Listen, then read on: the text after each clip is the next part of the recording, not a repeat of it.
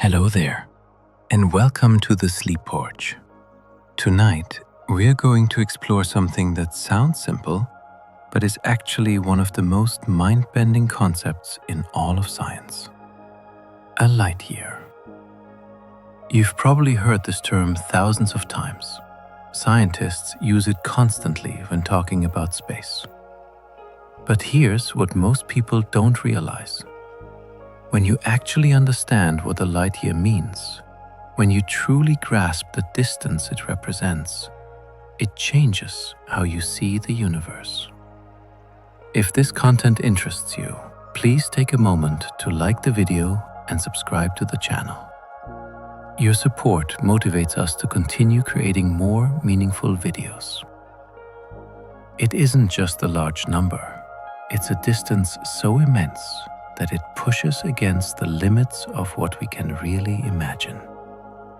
And by the end of this journey, you'll understand exactly why astronomers rely on this measurement and why nothing else would truly work. Before we continue, if you enjoy this kind of deep exploration, a quick like or subscribe genuinely helps the channel grow. It's a small action for you, but it makes a meaningful difference for me. Now, let's step in. Let's start with something familiar: distance. You already understand distance in everyday life. You know how far it is to the grocery store, to your job, to the next city over. These are distances you can grasp because you've experienced them. You have an intuitive sense of what they mean in terms of time, effort, and what you'll encounter along the way. A kilometer is roughly how far you can walk in about 10 to 12 minutes at a normal pace. These units work perfectly for daily life.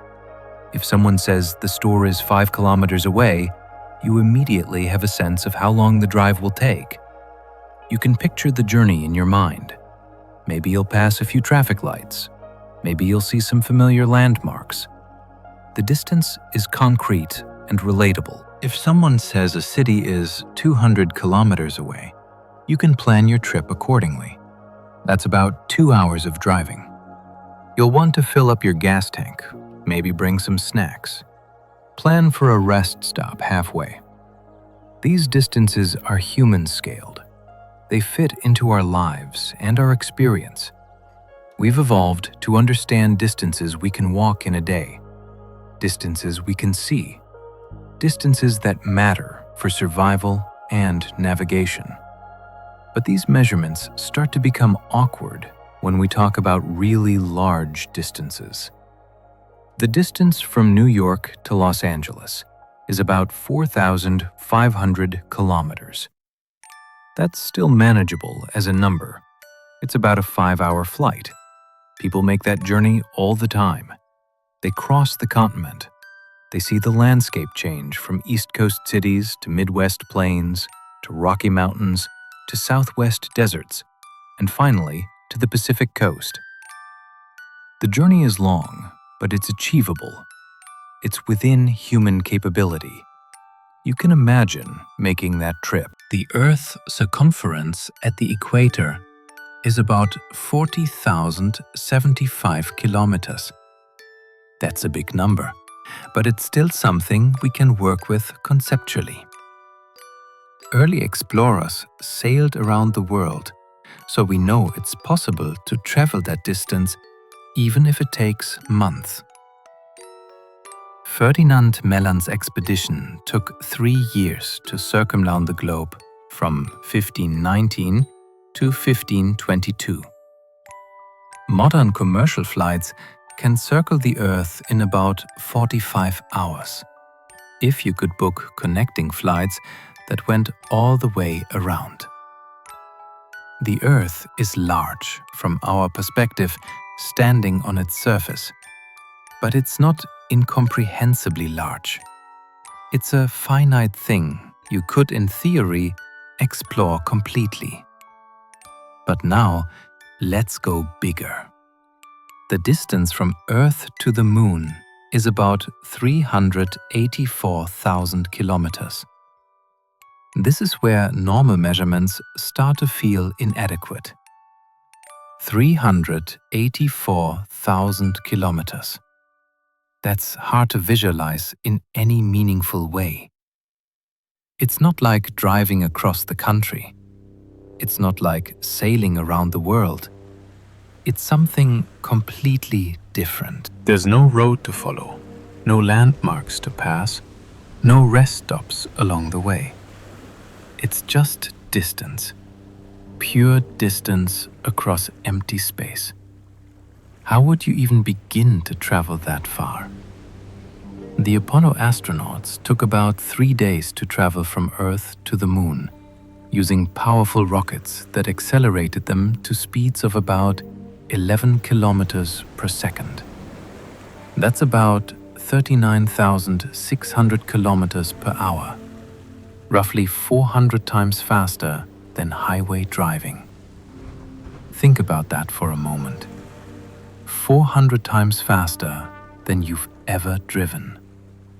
And even at that incredible speed, which required some of the most powerful rockets ever built, burning enormous amounts of fuel, it still took 3 days.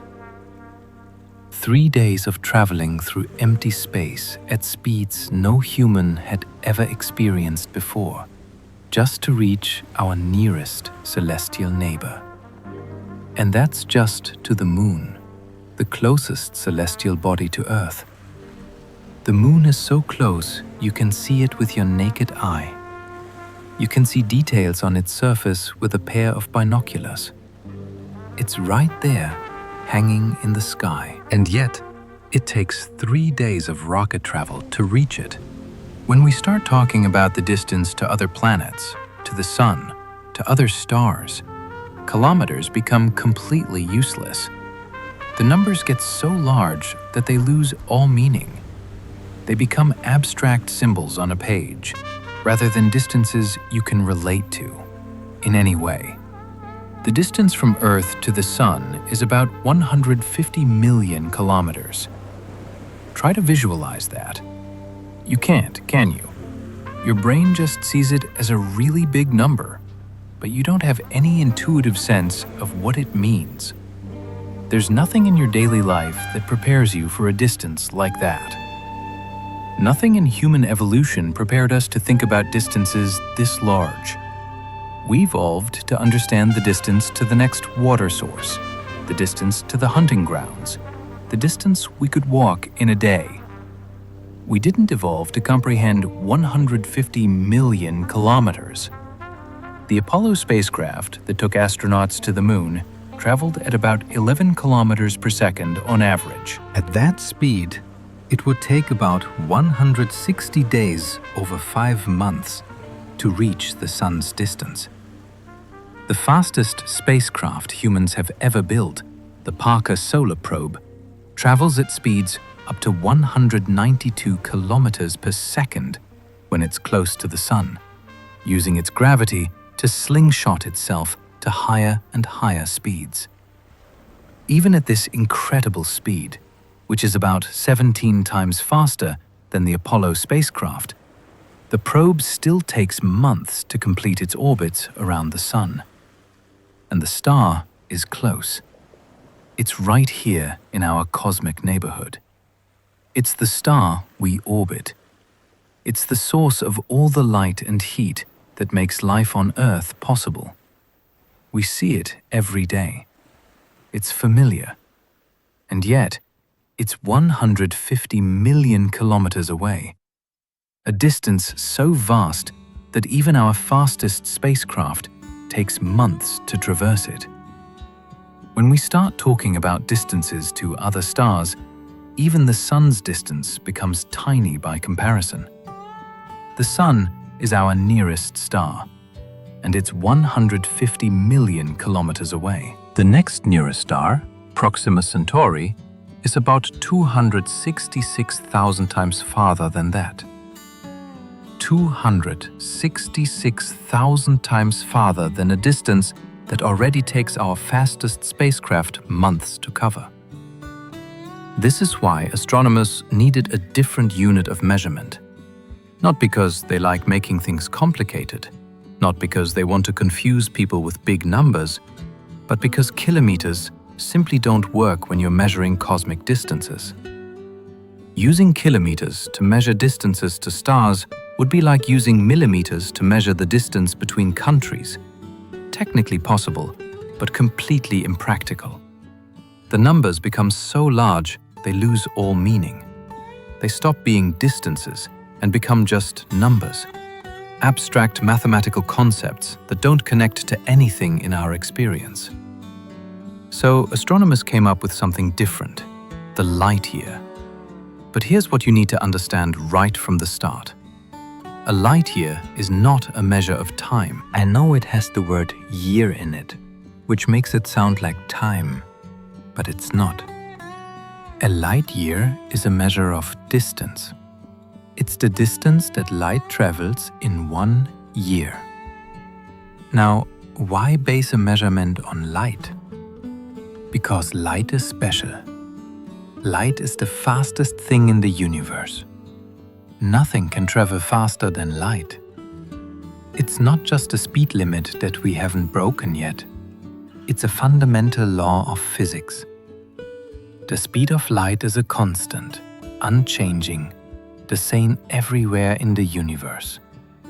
Whether you're on Earth, on Mars, in another galaxy, or at the edge of the observable universe, light always travels at the same speed.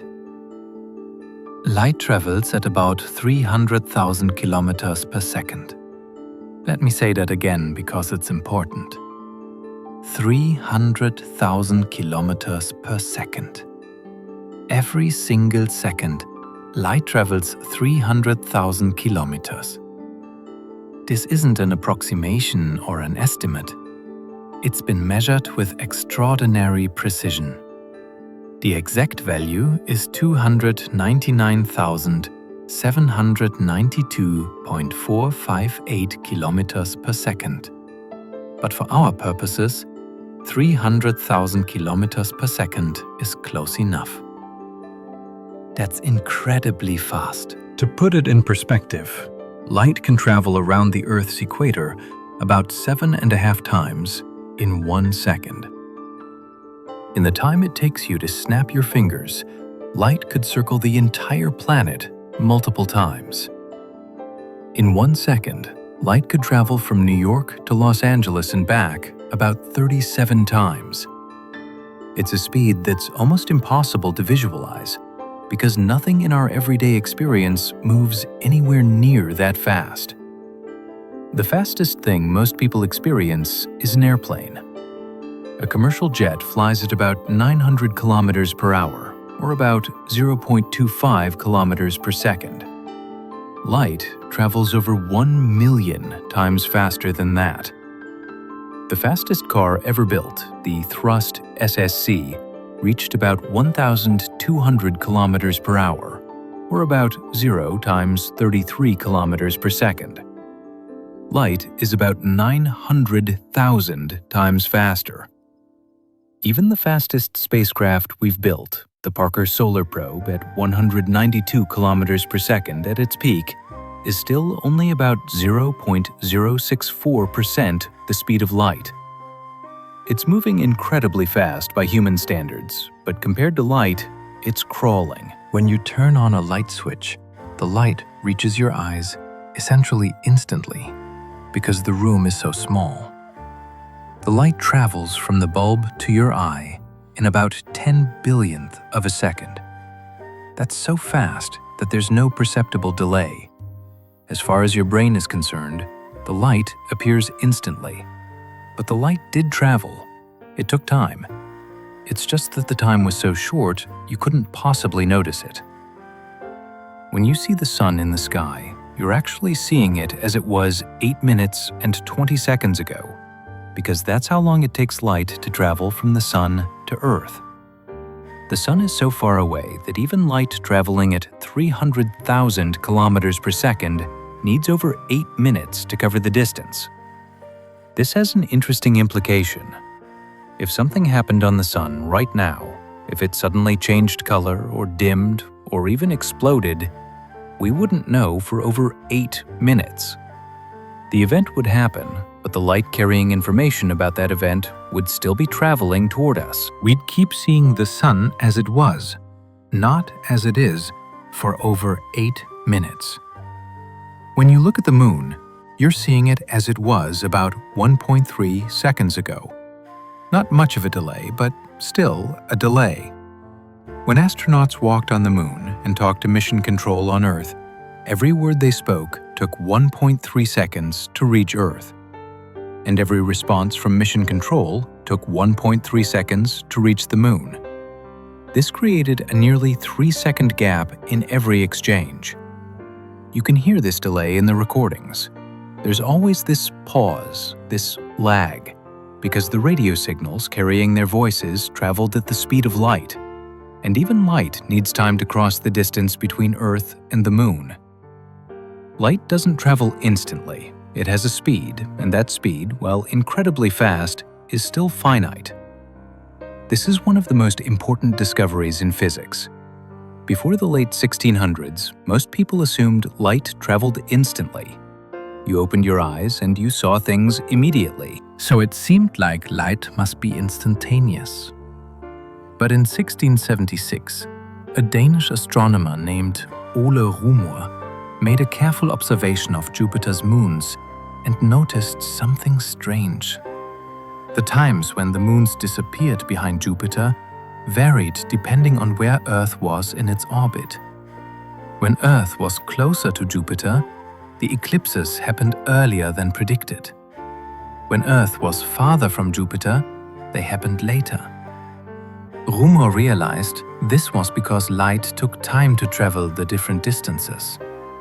He calculated that light took about 22 minutes to cross the diameter of Earth's orbit. His calculation wasn't quite right because he didn't know the exact size of Earth's orbit. But he proved that light has a finite speed. Today, we know the speed of light with extraordinary precision. We've measured it using lasers, atomic clocks, and sophisticated equipment.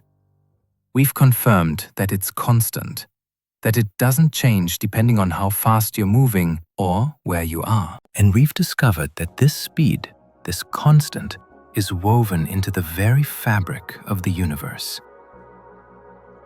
It's not just the speed that light happens to travel at. It's a fundamental property of space-time itself. So a light year is the distance light travels in 1 year at this speed. Let's calculate that.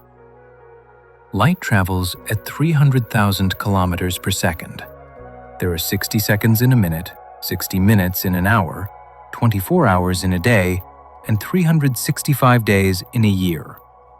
If we multiply all of those together, 300,000 times 60 times 60 times 24 times 365, we arrive at roughly 9.46 trillion kilometers. To be exact, it comes out to 9,460,730,472,580.8 kilometers. But for simplicity, we usually round it to 9.46 trillion kilometers. That is what a light year is, 9.46 trillion kilometers. Not a unit of time, but a unit of distance. It is the distance light, the fastest thing in the universe, travels in a single year. And that is the number we are going to try to grasp tonight. Because understanding what a light year truly represents is essential for understanding our place in the universe, the vast separations between stars, and the real scale of the cosmos. But before we can do that, we need to pause and talk about what a trillion actually means. Because for most people, there is no real intuition for how enormous this number is. We casually use words like million, billion, and trillion in everyday life. We hear about trillion-dollar budgets, billionaires, and millions of people. Yet we rarely grasp the staggering differences between these numbers.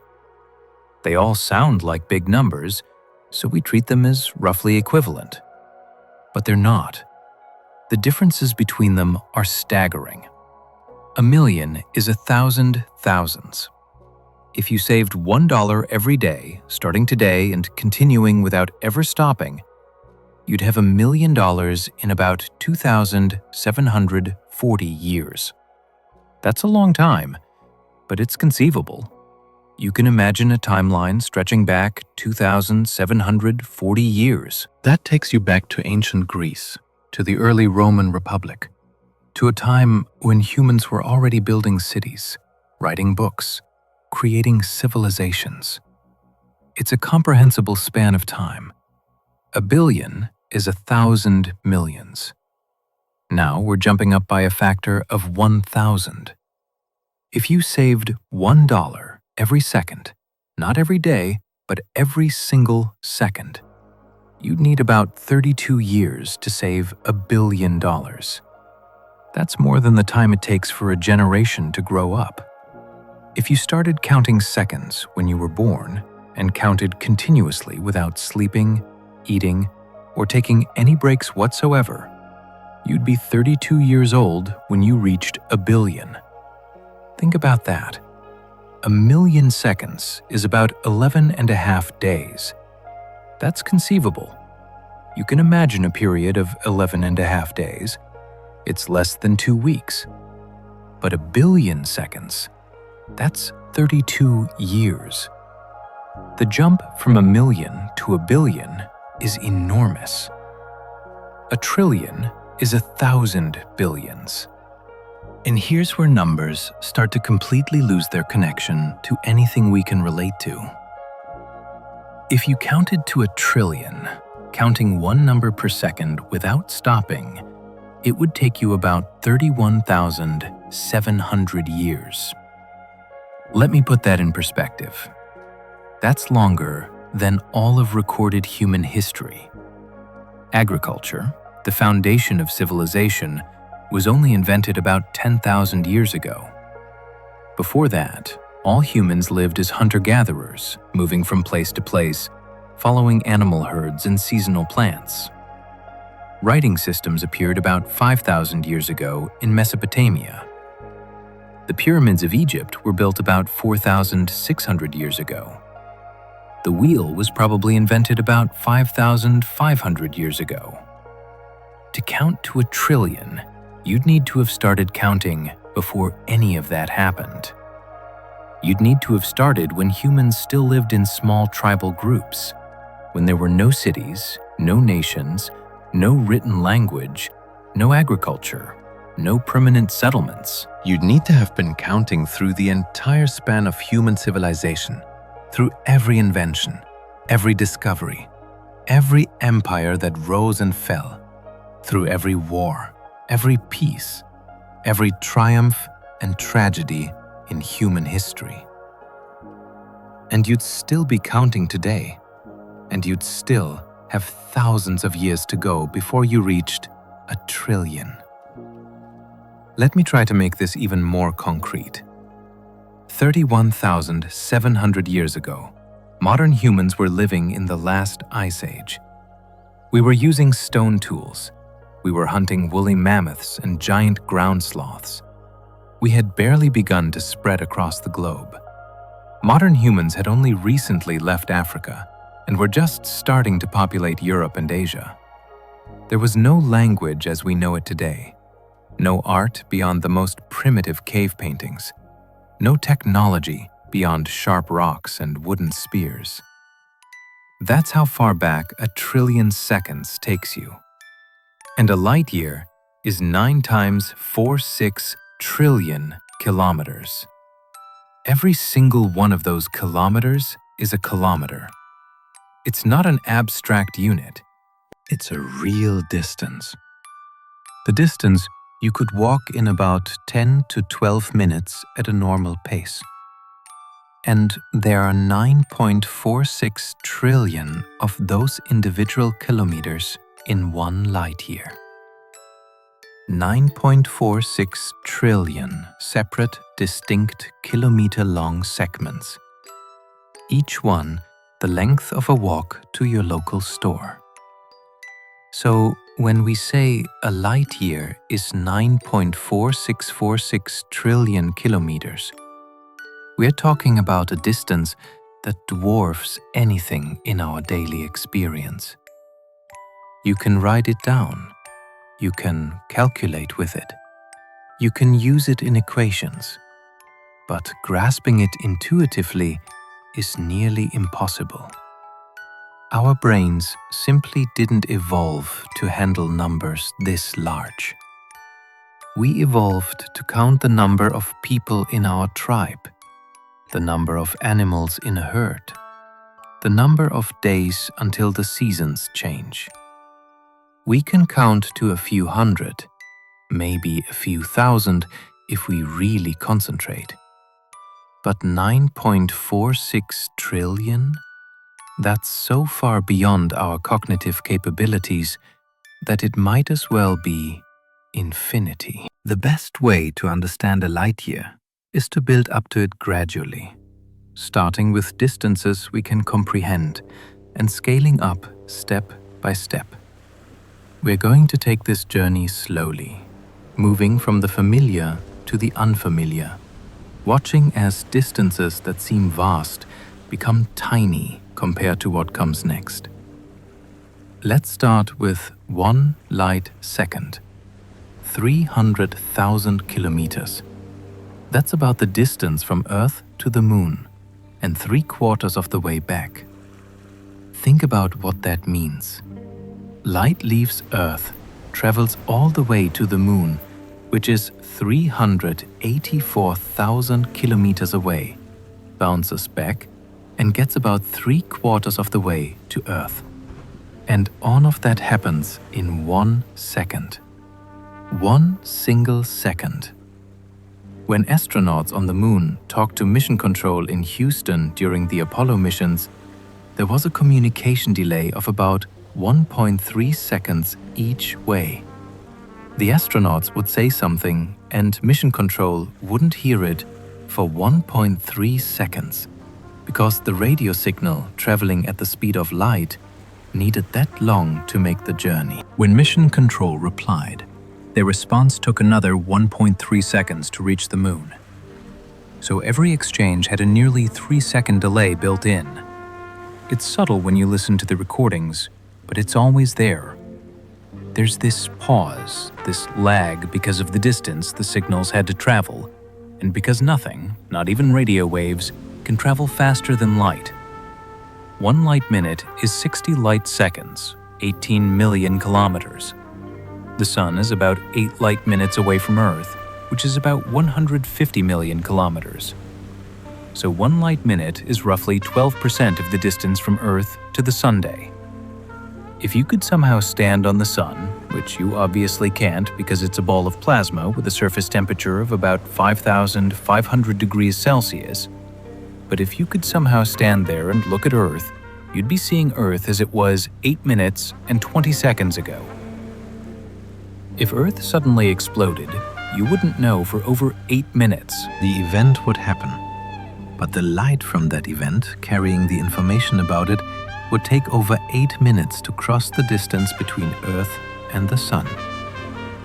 This has practical implications for space exploration that most people don't think about. When NASA operates rovers on Mars, there's always a communication delay because Mars is so far away. At its closest, when Earth and Mars are on the same side of the Sun in their orbits, Mars is about 32 million kilometers from Earth, which is about 2 light minutes. At its farthest, when Earth and Mars are on opposite sides of the Sun, the distance is about 400 million kilometers, about 22 light minutes. This means when the Perseverance rover is operating on Mars, every command sent from Earth takes between 2 and 22 minutes to arrive, depending on where Mars is in its orbit. And any data the rover sends back takes the same amount of time to reach Earth. You can't drive a rover on Mars in real time, like you'd drive a remote-controlled car on Earth. The delay is too long. Instead, NASA engineers have to plan the rover's activities carefully. They analyze images from previous days, plan a route, write a sequence of commands, send those commands to Mars, and then wait. If something goes wrong, if the rover gets stuck on a rock or encounters an obstacle, they can't react instantly. They have to wait for the information to reach Earth, which takes anywhere from 2 to 22 minutes. Then they have to analyze what went wrong, figure out a solution, write new commands, send those commands, and wait another 2 to 22 minutes for them to arrive. A problem that might take seconds to solve with a remote-controlled car on Earth can take an hour or more to solve on Mars. 1 light hour is 60 light minutes. That's about 1,080,000,000 kilometers over 1,000,000,000 kilometers. That's a distance so vast that even imagining it is difficult. The planet Saturn, at its closest approach to Earth, is about 1.2 light hours away. Saturn is one of the most distant planets you can see with the naked eye from Earth.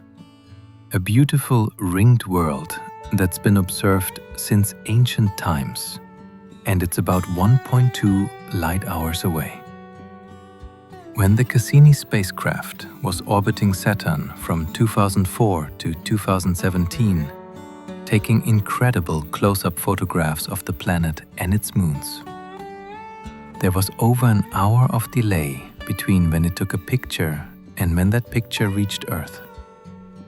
The spacecraft would take a photo, convert it to digital data, transmit it as a radio signal traveling at the speed of light, and over an hour later, scientists on Earth would receive it. This meant that Cassini couldn't be controlled in real time.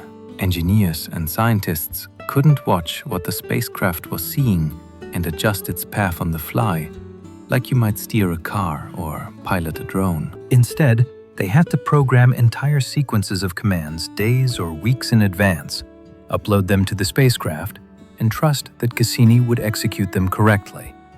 If something went wrong, the spacecraft had to be smart enough to handle it autonomously, to recognize the problem and switch to a safe mode.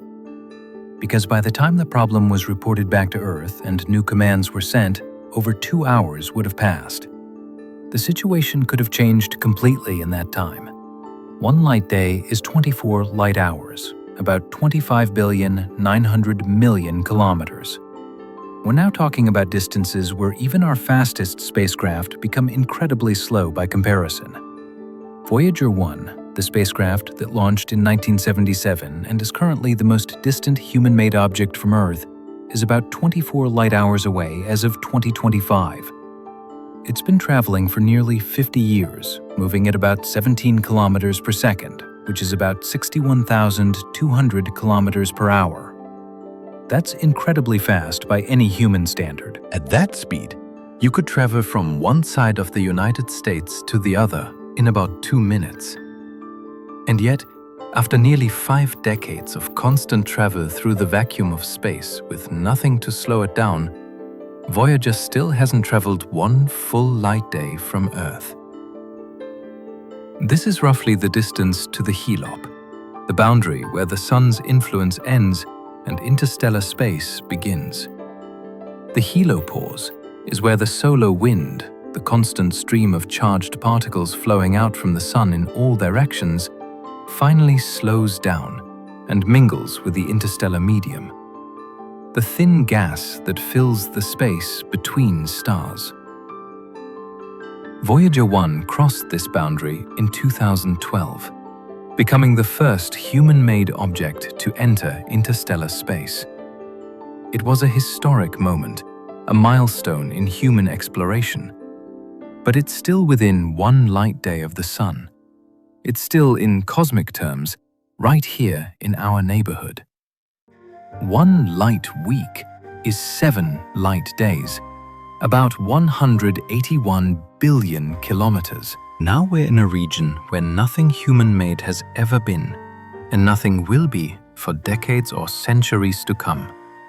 This is deep space, far beyond the planets, far beyond anything we've directly explored. Out here, the sun would no longer appear as the overwhelming source of light and heat it is from Earth. It would appear as just a bright star, brighter than other stars certainly, but just a point of light in the darkness. If you were somehow out here floating in space and 1 light week from the sun, you'd see the sun as a brilliant star. But you'd also see thousands of other stars scattered across the black sky. You'd realize perhaps for the first time that the sun is just one star among many. 1 light month is roughly 30 light days, about 778 billion kilometers. At this distance, if you looked back at the sun through a telescope, you'd see it as just another star, not much brighter than many others in the sky. The solar system, with all its planets and moons and asteroids and comets, would be barely visible. Even with a powerful telescope, you might see Jupiter as a faint dot, but the inner planets would be lost in the sun's glare. Everything we think of as the solar system, all the planets we've studied and sent spacecraft to, all the worlds we know, would be compressed into a tiny region around an ordinary star. And 1 light year is 365 light days.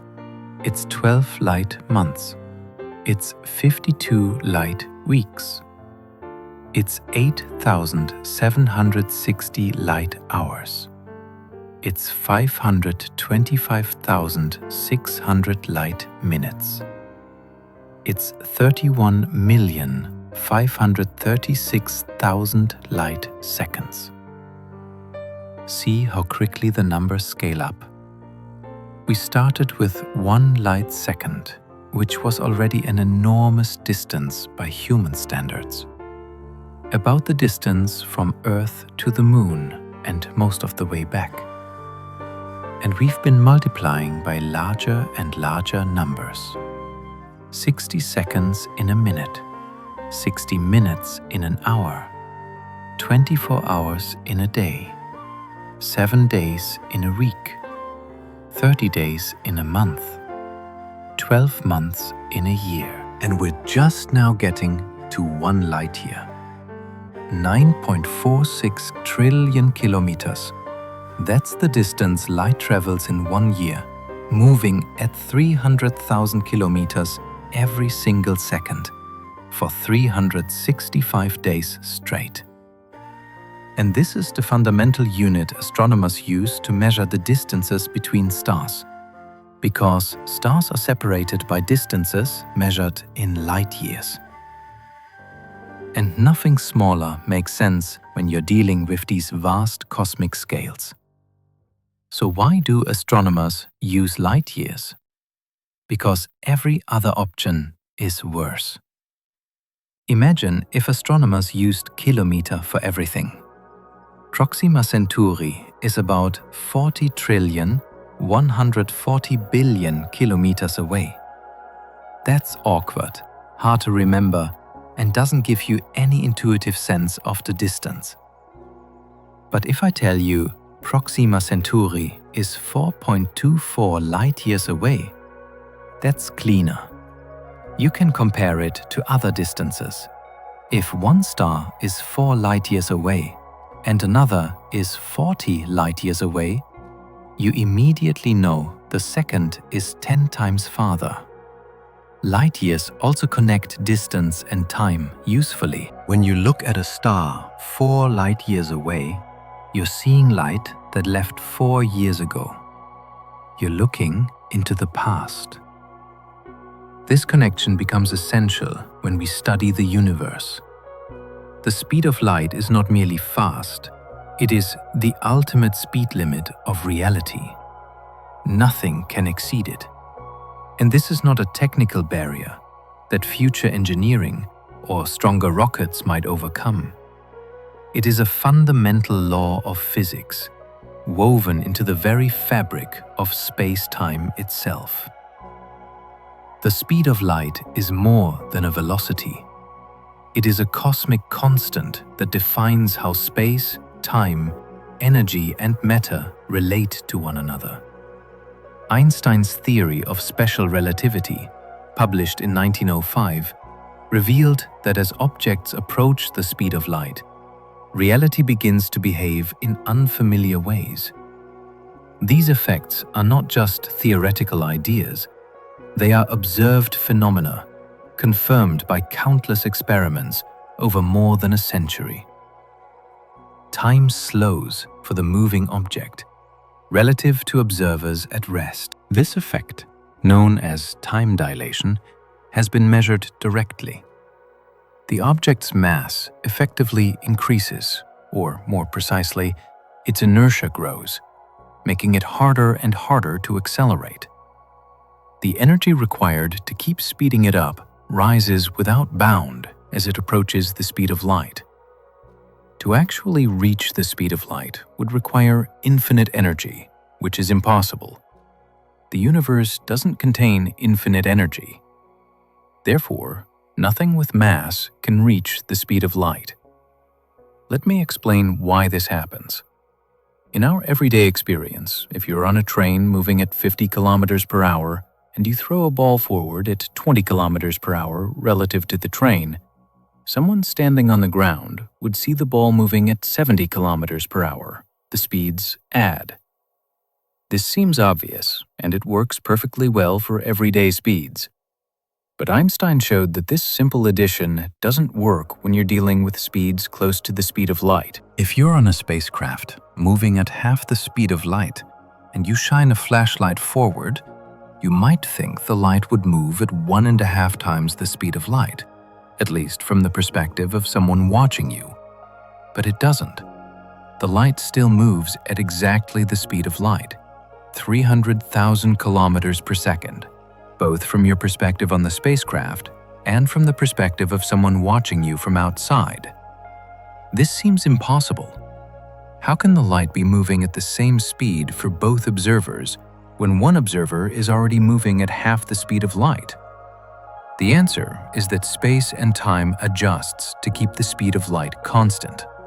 If you're moving very fast, time literally runs slower for you from the perspective of a stationary observer, and distances in the direction you're moving actually contract. These aren't optical illusions or measurement errors. They're real physical effects. Time and space are not absolute. They're relative, depending on your motion. The only thing that's absolute, that's the same for everyone, regardless of how they're moving, is the speed of light. This has been tested experimentally countless times. Particles in particle accelerators move at speeds very close to the speed of light. We can measure how long they live before decaying. And we find that particles moving at 99.9% of the speed of light live much longer than identical particles at rest. Time is literally moving slower for them. This isn't theory, it's measured fact. GPS satellites orbiting Earth move fast enough and are far enough from Earth's gravitational field that time dilation becomes measurable. The atomic clocks on GPS satellites run at a slightly different rate than identical clocks on the ground. If GPS didn't account for this time dilation effect, your GPS navigation would be off by several kilometers within just a few hours.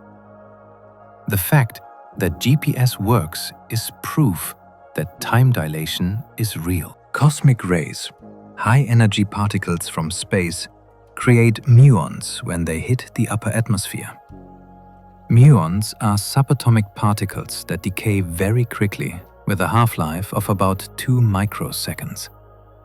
At this rate, even moving at close to the speed of light, muons created in the upper atmosphere shouldn't be able to reach the ground before decaying.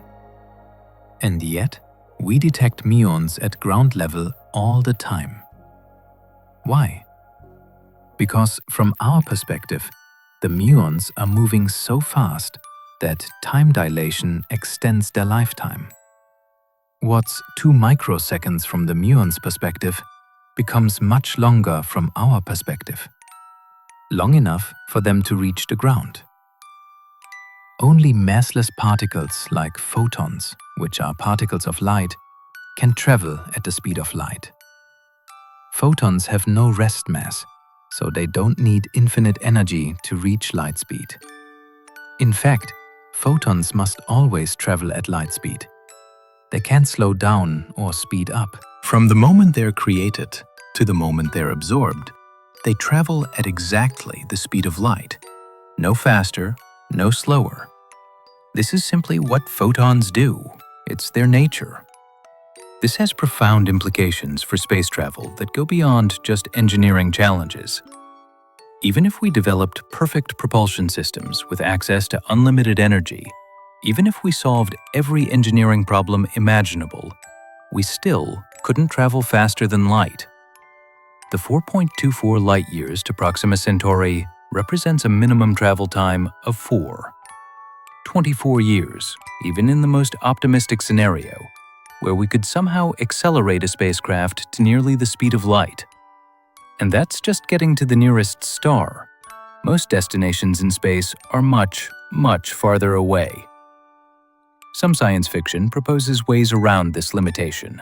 Warp drives that bend space around a spacecraft, allowing it to effectively travel faster than light without actually moving faster than light through space. Wormholes that create shortcuts through space-time, connecting distant points in space.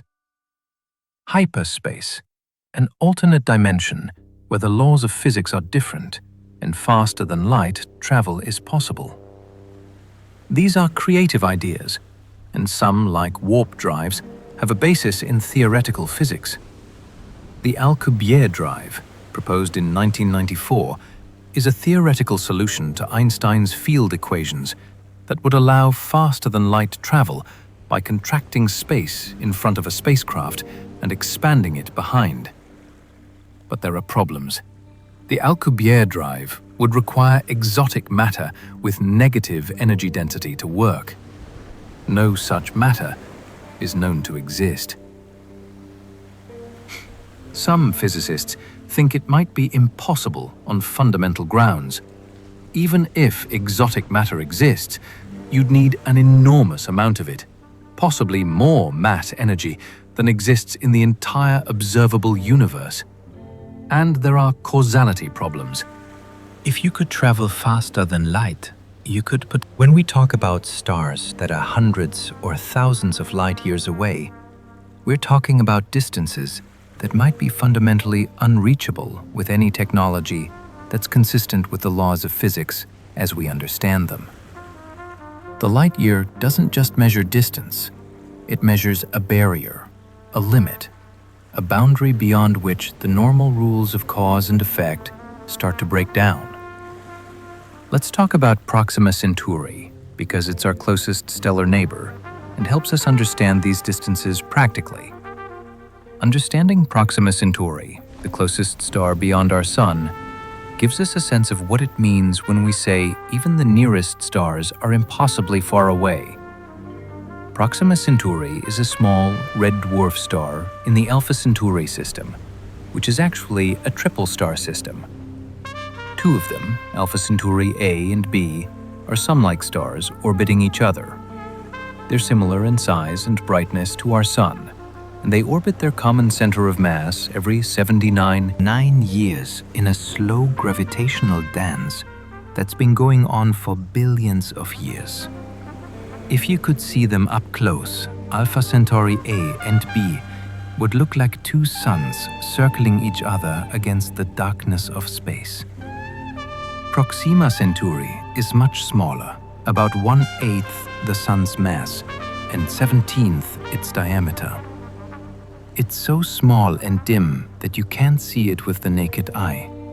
Even though it's our nearest stellar neighbor, you need a telescope to spot it. Red dwarfs, like Proxima Centauri, are the most common type of star in the galaxy, making up about 70% of all stars.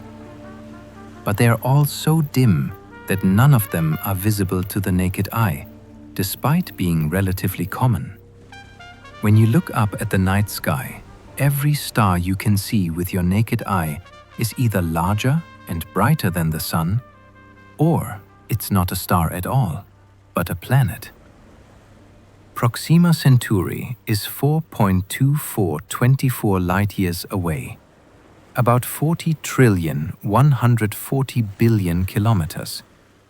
That's 40 with 12 zeros after it. To put this in perspective, if you could somehow travel at the speed of the fastest spacecraft humans have ever built, the Parker Solar Probe, at 192 kilometers per second, it would take you about 6,800 years to reach Proxima Centauri. That's longer than all of recorded human history.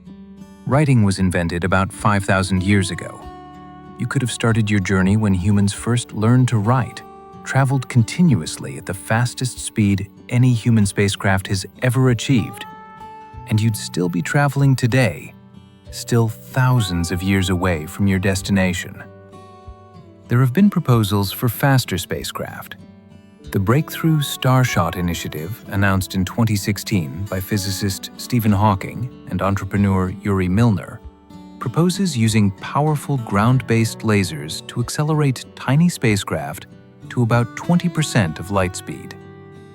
The concept is elegant and scientifically sound, at least in principle. You build a spacecraft that's essentially a computer chip with a camera weighing maybe a gram, attached to an ultra-thin light sail made of reflective material, perhaps only a few atoms thick. Then you point massive arrays of lasers at it from Earth. The laser light pushes on the sail, and because the spacecraft is so incredibly light, it can be accelerated to tremendous speeds. At 20% of light speed, which is about 60,000 kilometers per second, a probe could reach Proxima Centauri in about 20 years. Add another 4 years for signals to travel back to Earth at light speed, and you could potentially get data from Proxima Centauri in 24 years from launch. That's within a human lifetime, which is exciting. You could launch a mission when you're young and potentially see the results before you die. But the engineering challenges are enormous, perhaps insurmountable with current or near-future technology. First, you need incredibly powerful lasers. The proposal calls for a laser array with a total power of about 100 gigawatts. That's roughly the output of 100 nuclear power plants, all focused into a laser beam, a few kilometers wide. This beam would need to track the tiny spacecraft as it accelerates, keeping the light precisely focused on the sail.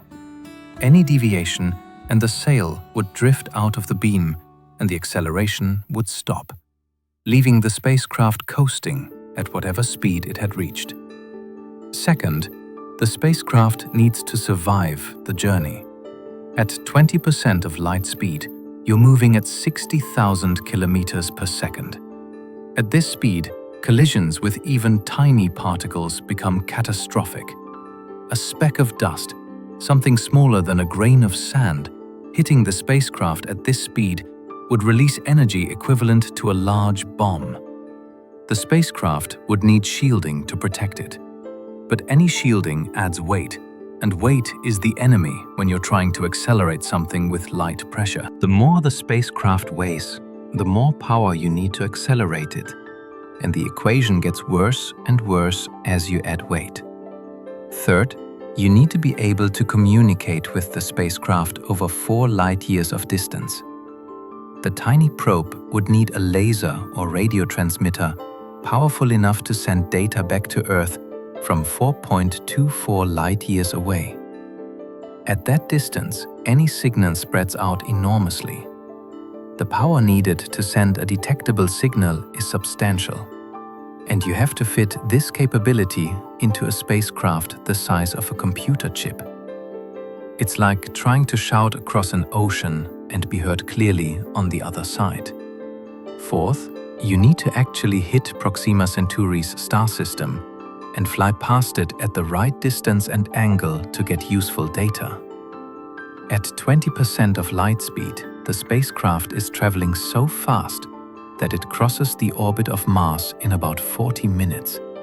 The entire width of our solar system, from the Sun to Neptune, is crossed in about 6 hours. You get one shot. There's no slowing down, no course corrections once you're up to speed, because slowing down would require just as much energy as speeding up. And you don't have that energy available in a spacecraft weighing a gram. The spacecraft flies past Proxima Centauri at 60,000 kilometers per second, has maybe a few hours or at most a few days when it's close enough to take useful pictures and measurements, and then continues on into the void, asterisk, never to be seen again, drifting through interstellar space forever. So, while breakthrough starshot is an interesting concept and it's based on real physics rather than science fiction, it remains highly theoretical. The technology doesn't exist yet, and there are formidable challenges that might be impossible to overcome. Even if we somehow built such a craft and successfully sent it tomorrow, it would be at least 20 years before it reached Proxima Centauri, and another 4 years before we got any data back. That's a 24-year round trip for information, assuming everything works perfectly, which in the history of space exploration has never been a safe assumption. And this is just to reach our nearest stellar neighbor, the closest star to our Sun.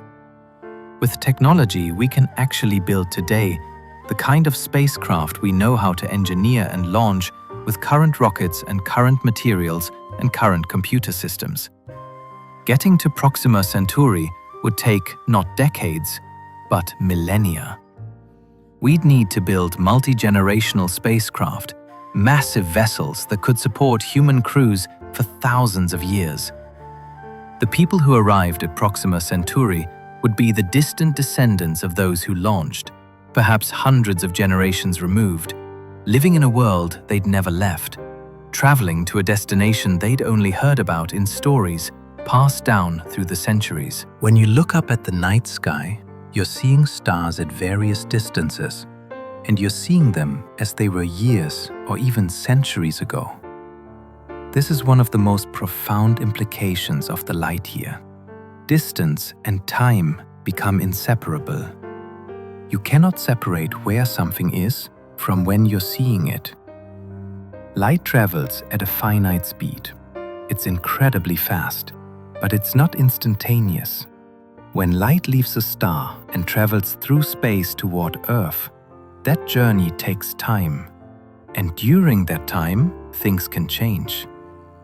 The star might change brightness, it might change color, it might explode. By the time the light reaches your eyes, the star you're seeing might be completely different from how it is right now. Or it might not even exist anymore. Sirius, the brightest star in the night sky, is 8.6 light years away.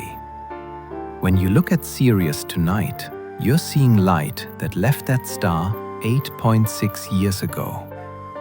You're seeing Sirius as it was when you were 8.6 years younger. If you're 20 years old, you're seeing Sirius as it was when you were about 11, probably in middle school.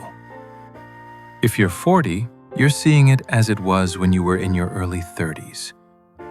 The Sirius you see tonight is Sirius from the past, not Sirius as it exists right now in this present moment. Now, Sirius is a stable main sequence star. It's not going to change much over a few years or even a few decades.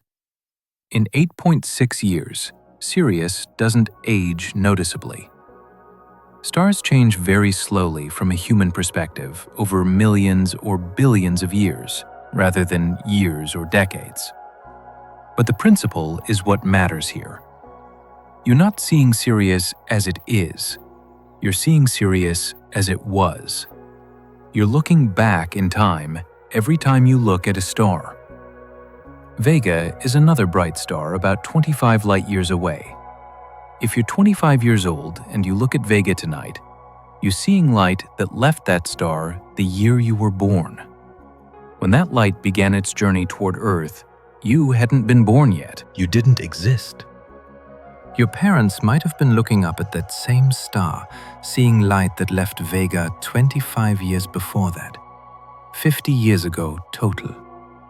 The Vega you see tonight is not Vega as it exists right now. It is a younger Vega, showing you what that star looked like about 25 years ago.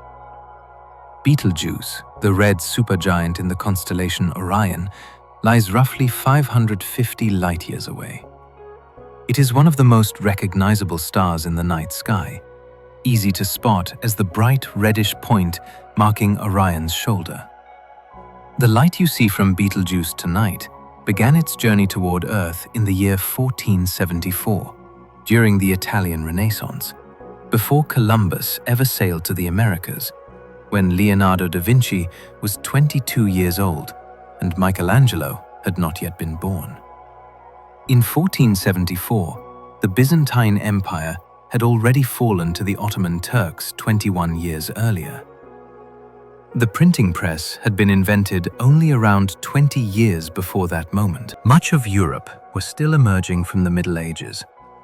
The modern world, as we understand it today, did not yet exist. And the light from Betelgeuse that reaches your eyes tonight set out back then, traveling through space for more than 500 years, crossing the immense darkness between that star and Earth to arrive with you now. Betelgeuse is a particularly interesting example because it's a massive star nearing the end of its life. Stars like Betelgeuse don't last as long as smaller stars like the Sunday. They burn their fuel much faster. At some point in the relatively near future, astronomically speaking, within the next 100,000 years or so, Betelgeuse will explode as a supernova. When it does, it will briefly shine as bright as the full moon in our sky, visible even during the day. It will be a spectacular event, one of the most dramatic astronomical events visible from Earth in human history. But here's the thing. Betelgeuse might have already exploded. The explosion might have happened centuries ago. Maybe it happened in the year 1600 or 1700 or 1800. But we wouldn't know yet. We wouldn't have any way of knowing. The light from that explosion would still be traveling toward us through space, moving at the speed of light, taking 550 years to make the journey. So if Betelgeuse exploded in the year 1700, we won't see it until about the year 2025. The star could already be gone right now, destroyed in a catastrophic supernova explosion, and we'd still see it shining peacefully in the sky for centuries to come, completely unaware that we are seeing a ghost, an image of something that no longer exists. Polaris, the North Star, is about 445 light-years away. When its current light began traveling toward us, the first permanent English colonies in North America hadn't been established yet. Jamestown wouldn't be founded for another 12 years. The Pilgrims wouldn't arrive at Plymouth Rock for another 26 years. William Shakespeare had just begun writing his plays. He'd written some of his early works, but hadn't yet written Hamlet, Macbeth, King Lear, or most of his other famous plays. The United States wouldn't exist for another 180 years. When that light from Polaris began its journey, the world was fundamentally different from today. And tonight, that ancient light enters your eye. You're connected across space and time by photons that have been traveling for 4.5 centuries. Within about 20 light-years of Earth, there are about 130 known star systems. Some are single stars, like our Sun. Others are binary systems, with 2 stars orbiting each other, or even triple star systems, like Alpha Centauri. Understanding this stellar neighborhood helps us appreciate both the distances involved and the variety of stars that exist in our cosmic backyard. Barnard's star is the second closest star system to Earth after Alpha Centauri, about 6 light-years away. It's a red dwarf, much smaller and dimmer than the Sun. What makes Barnard's star particularly interesting is that it's moving toward us relatively quickly by stellar standards. It has the largest proper motion of any known star, meaning it moves across the sky faster than any other star as seen from Earth. Over the course of decades and centuries, we can actually see Barnard's star change position relative to other stars. In about 10,000 years, it will be closer to Earth than Proxima Centauri is now, becoming our new nearest stellar neighbor. But even at its closest approach, it will still be nearly 4 light-years away. The distances between stars are so vast that even when stars are moving toward each other, it takes thousands or tens of thousands of years for that motion to make a noticeable difference in the distance between them. Wolf 359, about 7.9 light-years away, is one of the fastest moving stars relative to the Sun, traveling at about 119 kilometers per second. That's fast by stellar standards. Most stars in our region of the galaxy move at speeds of a few tens of kilometers per second relative to each other. Wolf 359 is moving much faster. Yet, even at this speed, it's moving at only about 0.04% of the speed of light. Stars move, but they move slowly compared to the vast distances between them. Even the fastest moving nearby star would take tens of thousands of years to travel a light-year. Sirius, 8.6 light-years away, is actually a binary system with 2 stars orbiting each other. Sirius A is a bright white main sequence star, about twice the mass of the Sun. It's the brightest star in our night sky, partly because it's relatively close, and partly because it's intrinsically quite luminous. Sirius B is completely different. It's a white dwarf, the dense remnant of a star that exhausted its nuclear fuel and collapsed. White dwarfs are fascinating objects. They're about the size of Earth, but have the mass of a star. Sirius B has about the mass of our Sun, compressed into a sphere about the size of our planet. This makes it incredibly dense. A teaspoon of material from Sirius B would weigh about 5 tons on Earth. The 2 stars orbit each other every 50 years, locked together by gravity, each following an elliptical path around their common center of mass. The Milky Way is a spiral galaxy containing between 100 billion and 400 billion stars. That's a huge range because it's actually quite difficult to count stars in our own galaxy. We're inside it like trying to count trees while standing in the middle of a forest. Dust blocks our view in many directions. Dim stars are hard to detect, and the galaxy is so large that we can't see all of it at once from our position.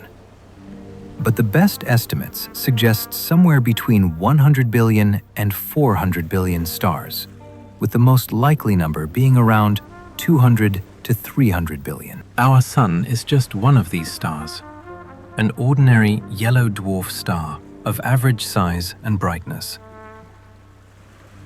There's nothing special about our Sun from a galactic perspective. It's not the biggest, not the brightest, not the hottest, not the coolest. It's just a typical star, one among hundreds of billions. And it's located in one of the spiral arms, about 26,000 light-years from the galactic center. 26,000 light-years. The light we see from the center of our galaxy, if we could see through all the dust blocking the view, left the galactic center 26,000 years ago.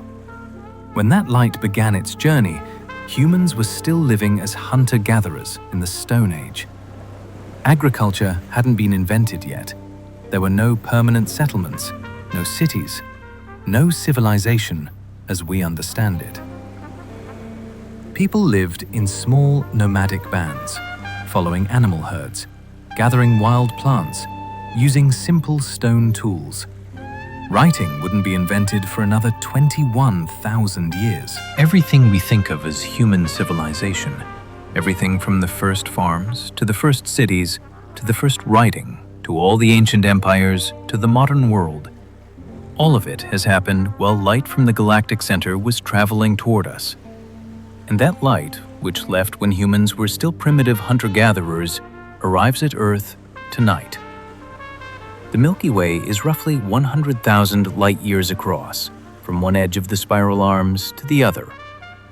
If you could somehow travel at the speed of light, which you can't, it would take you 100,000 years to cross the galaxy from one side to the other. 100,000 years. Modern humans, Homo sapiens, are about 300,000 years old as a species. So you could have started crossing the galaxy when the first modern humans appeared in Africa, traveled at the speed of light for 100,000 years, and you'd only be 1/3 of the way across the galaxy today. The Sun orbits the galactic center at a speed of about 230 kilometers per second. That sounds fast, and it is fast. At that speed, you could travel across the United States in about 3 minutes. You could circle Earth in just under 3 minutes. But even at this incredible speed, it takes the Sun about 225 million to 250 million years to complete one orbit around the galaxy. The last time the Sun was in its current position in the galaxy, dinosaurs were just beginning to evolve on Earth. The first dinosaurs appeared about 230 million years ago. Since then, the dinosaurs evolved, ruled Earth for over 160 million years, went extinct 66 million years ago, mammals took over, and humans eventually evolved. And the Sun has only just now returned to approximately the same position in the galaxy where it was when dinosaurs first appeared. One of the most exciting developments in astronomy over the past few decades has been the discovery of exoplanets. Planets orbiting stars other than our Sun. Until 1992, we knew of only one planetary system, our own solar system, with its 8 planets orbiting the Sun. We suspected other stars might have planets, but we had no direct evidence. Then, in 1992, astronomers detected the first planets orbiting another star, a pulsar. In 1995, they found the first exoplanet orbiting a normal, Sun-like star. And since then, the discoveries have exploded. As of 2024, we've confirmed the existence of over 5,000 exoplanets, with thousands more candidates waiting to be verified. The TRAPPIST-1 system, about 40 light-years away, contains 7 Earth-sized planets orbiting a small red dwarf star. 3 of these planets are in the habitable zone, where temperatures could potentially allow liquid water to exist on the surface. This discovery, announced in 2017, was revolutionary for several reasons. It showed that small red dwarf stars can host multiple rocky planets. Since red dwarfs are the most common type of star in the galaxy, making up about 70% of all stars, this suggests rocky planets might be extremely common throughout the universe. The TRAPPIST-1 system is also remarkable because the planets are packed tightly together. All 7 planets orbit closer to their star than Mercury orbits our Sun. But because the star is so small and cool, 3 of the planets receive about the same amount of energy from their star as Earth receives from the Sun. If you stood on one of these planets, you'd see the other planets in the sky, some appearing larger than our Moon appears from Earth. The planets are so close together that travel between them would be far easier than travel between planets in our solar system. When we observe the TRAPPIST-1 system today, we're seeing it as it was 40 years ago in 1985. If there's intelligent life on one of those planets, and if that life developed radio technology and started broadcasting signals into space, those signals would take 40 years to reach us. We'd be receiving signals today that were broadcast in 1985. And if we detected such a signal today and sent a response, it would take another 40 years for our response to reach them. They'd receive our reply in 2065. That's an 80-year round trip for a single exchange of information. You could ask a question and die of old age before receiving an answer. Let's think about what communication means when distances are measured in light years. This is one of the most challenging and sobering aspects of the scale of space, and it has profound implications for any future where humanity might try to establish settlements on other worlds or make contact with alien civilizations. Radio waves travel at the speed of light. They're electromagnetic radiation, just like visible light, but with longer wavelengths. When we send radio signals into space, they propagate outward in all directions at 300,000 kilometers per second. But even at this incredible speed, the fastest speed possible in the universe, communication across light years takes years. Voyager 1, our farthest flung spacecraft, now sits about 24 light hours from Earth. That means communication is delayed by roughly 24 hours in each direction. When mission controllers send a command to Voyager, it takes about a full day to arrive. The radio signal moves at the speed of light, crossing nearly 25 billion kilometers to reach the spacecraft. Any information Voyager sends back requires another 24 hours to return to Earth. That creates a round-trip delay of close to 48 hours for any two-way exchange. If something goes wrong, if a system malfunctions or an unexpected anomaly appears, Voyager has to respond on its own. By the time engineers on Earth detect the issue and transmit new instructions, 2 complete days have already passed. In that span, conditions could have changed entirely. The New Horizons spacecraft, which flew past Pluto in July 2015, was about 4.5 light hours from Earth during its encounter. All the data it gathered during those brief, priceless hours near Pluto had to be stored on board, then slowly sent back to Earth over the months that followed. Every command sequence had to be programmed weeks or months in advance. Mission controllers couldn't react to what the spacecraft was seeing in real time. They had to plan everything perfectly, anticipate every possible scenario, and trust that the spacecraft would execute its mission autonomously. Now, imagine trying to establish communication with a human settlement on a planet orbiting Proxima Centauri, 4 times 2, 4 light-years away. You send a message asking how things are going, how the crops are growing, whether there are any problems that need addressing. That message travels at light speed for 4.24 years. 4 years, 2 months, and about 20 days later, your message arrives. If they respond immediately, writing their response and sending it right back, their answer takes another 4.24 years to reach you. That's over 8 years for a single exchange of information. You could ask about their latest harvest and receive an answer about crops that were eaten 4 years ago. You could ask how a sick person is doing and receive news of their death years after it happened. You could send advice or help, but by the time it arrives, the situation will have changed completely. Any kind of real-time communication, the kind of immediate back-and-forth conversation we take for granted, is completely impossible across these distances. Conversations would be painfully, frustratingly slow. Debates would span decades.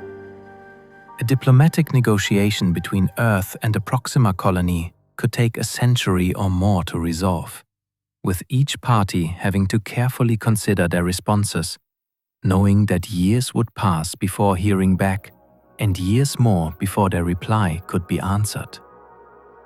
This has profound implications for governance and society that go far beyond just inconvenience. A colony 4 light-years away couldn't be governed from Earth in any meaningful sense. Any laws or directives sent from Earth would arrive years out of date. The political situation on Earth could change completely between when a message was sent and when it arrived. By the time the colony receives orders from Earth, those orders might be obsolete, overturned by new governments or new policies. The colony would need to be autonomous, capable of making its own decisions on everything from resource allocation to conflict resolution to emergency response. Because waiting years for approval or guidance on every decision would be impossible, the colony and Earth would drift apart culturally over time, developing their own customs, their own ways of life, their own solutions to problems. They'd be connected by messages from the past, letters from another time, but unable to maintain the kind of immediate, ongoing connection that holds societies together. Over generations, they might become so different that they'd barely recognize each other anymore. They'd share a common origin, a common history, up to the point of separation, but from that point forward, they diverge, evolving separately like species isolated on different islands. For more distant stars, it gets even worse. A settlement 10 light-years away would have a 20-year round-trip communication time. Messages you send to your children living there would reach them when they're adults, possibly with children of their own. Their responses would return when your grandchildren are grown, when you're old or possibly dead. You'd exchange letters across the decades like messages from different eras. You could share news and stay in touch in some abstract sense, but you couldn't have a relationship in any normal meaning of the word. A civilization 100 light-years away would have a 200-year communication delay. You could send a message, and neither you, nor your children, nor your grandchildren, nor even your great-grandchildren would live to see the reply. Only your great-great-great-grandchildren, living in a world you could barely imagine, might hear back from the distant civilization. The conversation would span generations, each generation sending messages to strangers they'd never meet. People separated not just by distance, but by time, receiving messages from people long dead. If you could travel close to light speed, something strange happens with time. This is Einstein's time dilation, and it's been confirmed by countless experiments. It's not speculation or theory in the sense of being unproven. It's observed fact, as solidly established as gravity or electromagnetism. As you approach light speed, time slows down for you relative to stationary observers. The faster you go, the more extreme this becomes. This isn't just clocks running slow. This is time itself passing more slowly. Your heartbeat, your thoughts, your aging, your metabolism. Everything happens more slowly from the perspective of someone who's not moving with you. Though from your perspective, sitting in your spacecraft, everything seems normal. Time passes normally for you. It's everyone else's time that seems to be passing quickly. Imagine a spacecraft that could somehow reach 99.9% of light speed.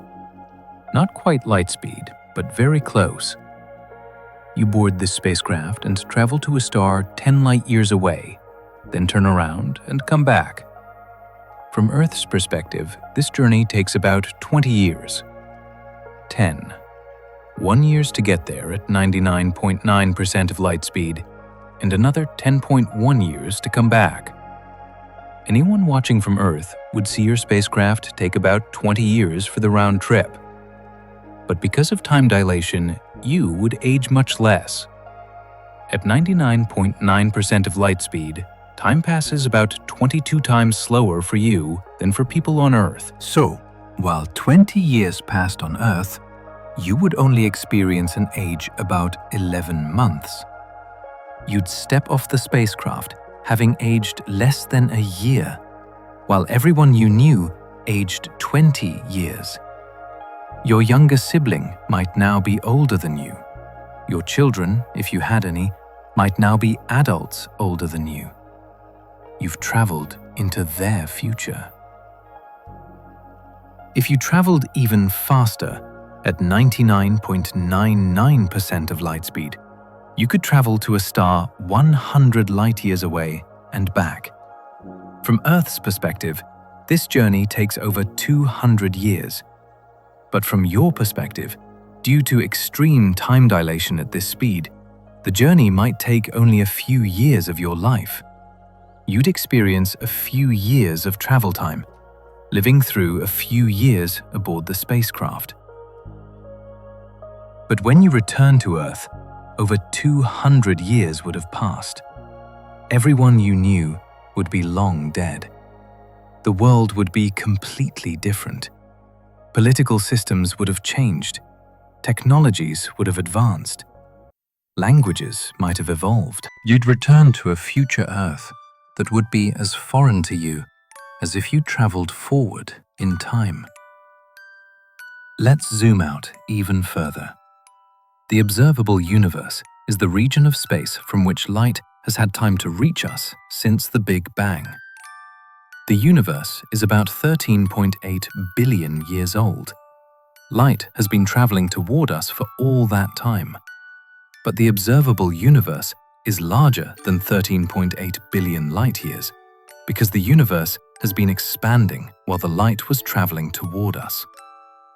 The observable universe is about 46.5 billion light-years in radius, making it about 93 billion light-years across. This is the distance to the edge of what we can possibly see.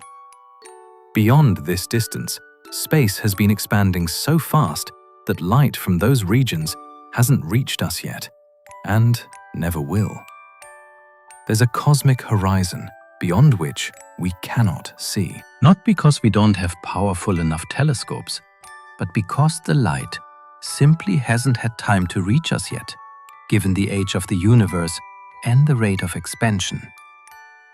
Within this observable universe are an estimated 2 trillion galaxies. Each galaxy contains billions or trillions of stars. If you multiply it out, the total number of stars in the observable universe is estimated at around 200 billion trillion. That's a 2 followed by 23 zeros. And we know from observations that most stars have at least one planet orbiting them. So there are probably similar numbers of planets, maybe even more. The universe is filled with worlds. More worlds than we could ever count. More worlds than we could ever visit, even if we had unlimited time and unlimited technology. At the largest scales, the universe has structure. Galaxies aren't randomly scattered through space like grains of sand. They're organized into clusters, groups of galaxies held together by gravity. These clusters are organized into superclusters, massive structures containing multiple galaxy clusters. And the superclusters are arranged in filaments, enormous thread-like structures stretching hundreds of millions of light-years across space. Between these filaments are vast voids, regions with very few galaxies, empty spaces that can be hundreds of millions of light-years across. The universe is expanding. Space itself is stretching. carrying galaxies with it like raisins in rising bread dough. This isn't just galaxies moving through space. Space itself is expanding, creating more space between distant objects. For nearby objects, this expansion is negligible, overwhelmed by other forces. The space between Earth and the Moon isn't expanding in any meaningful way. Gravity holds Earth and Moon together. The space within our solar system isn't expanding. Gravity holds the planets in their orbits.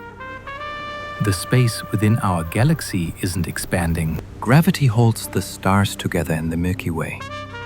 But on larger scales, between galaxies, and especially between galaxy clusters separated by hundreds of millions or billions of light years, the expansion becomes significant and eventually dominant. Distant galaxies are receding from us as space expands between us and them. The farther away a galaxy is, the faster it's receding. This isn't because the galaxies themselves are moving through space at high speeds. They're sitting relatively still in their local regions of space, but the space between us and them is expanding, and the cumulative expansion over vast distances adds up to high recession speeds.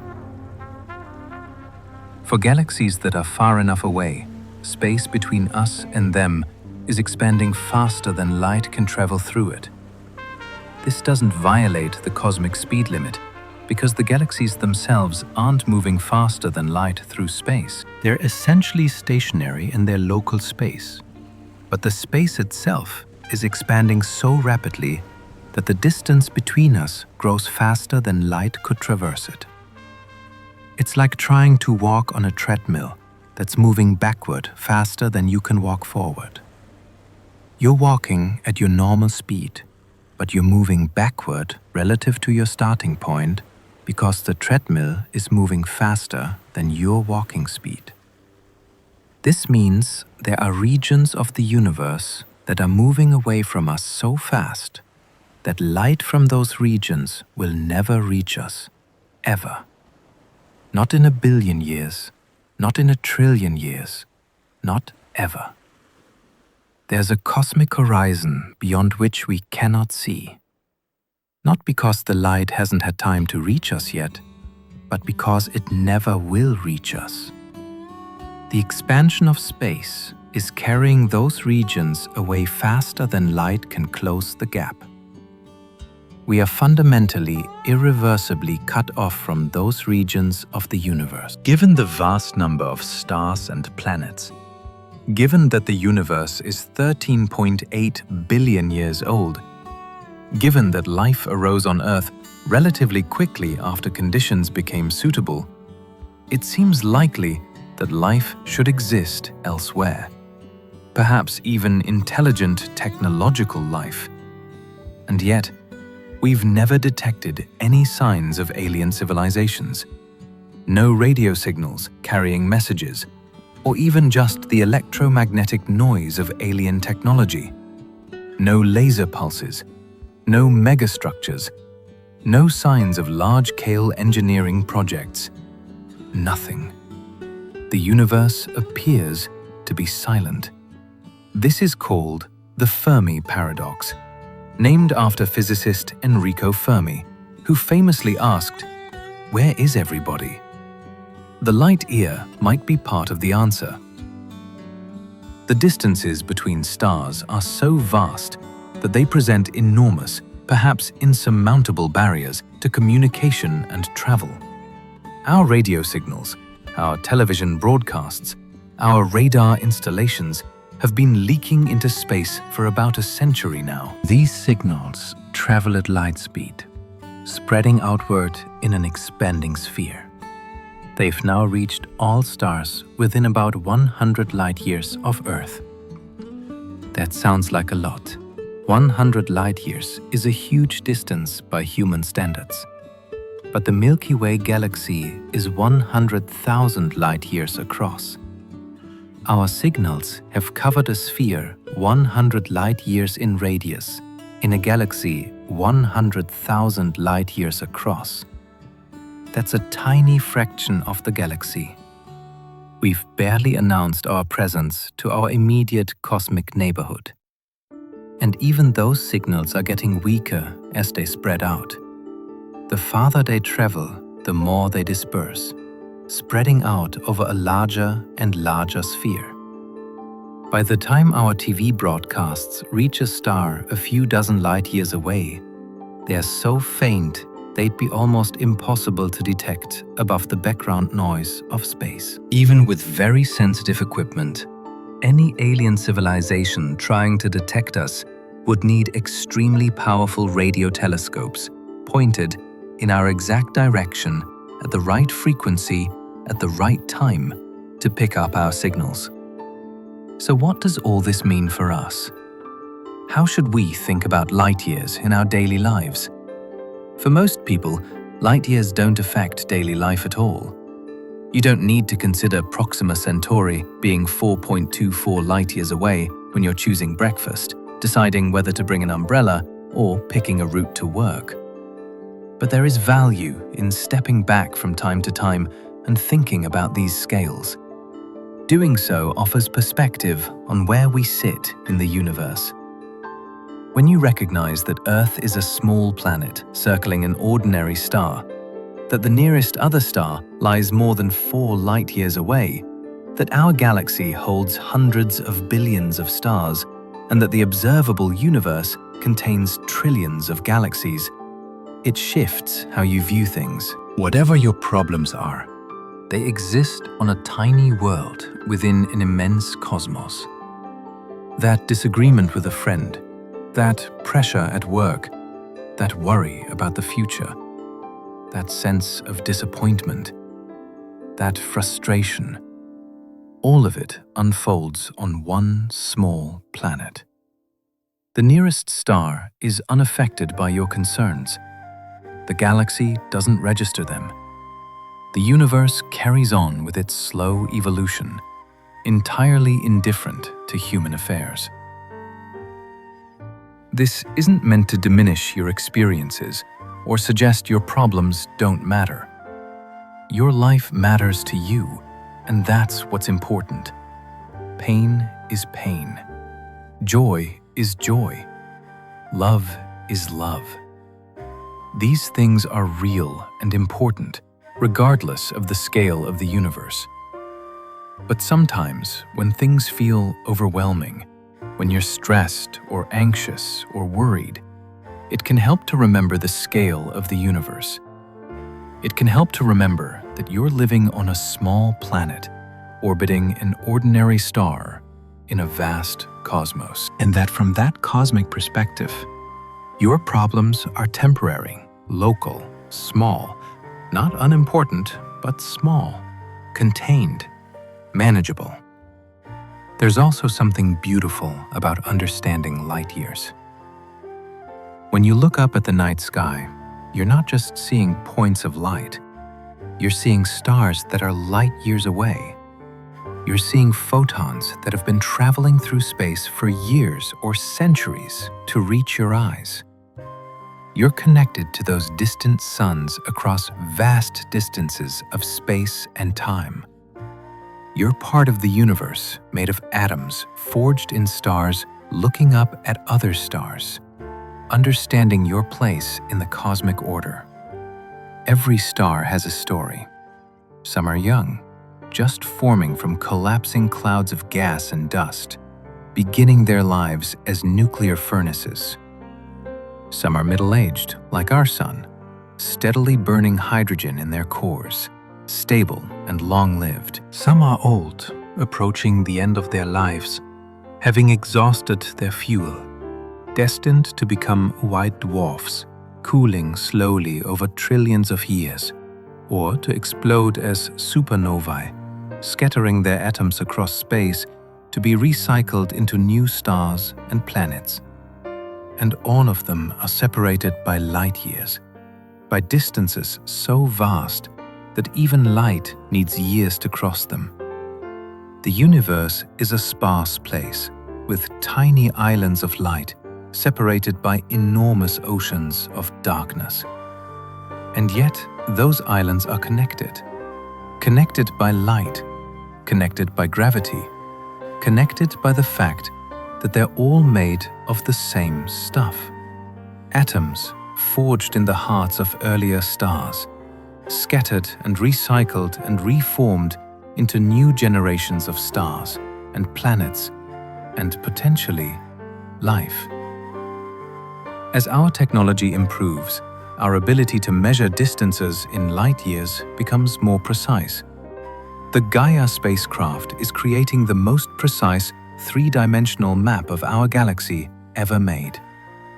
It's measuring positions and distances of over 1 billion stars. Future telescopes will allow us to see even farther. James Webb is already detecting galaxies over 13 billion light-years away.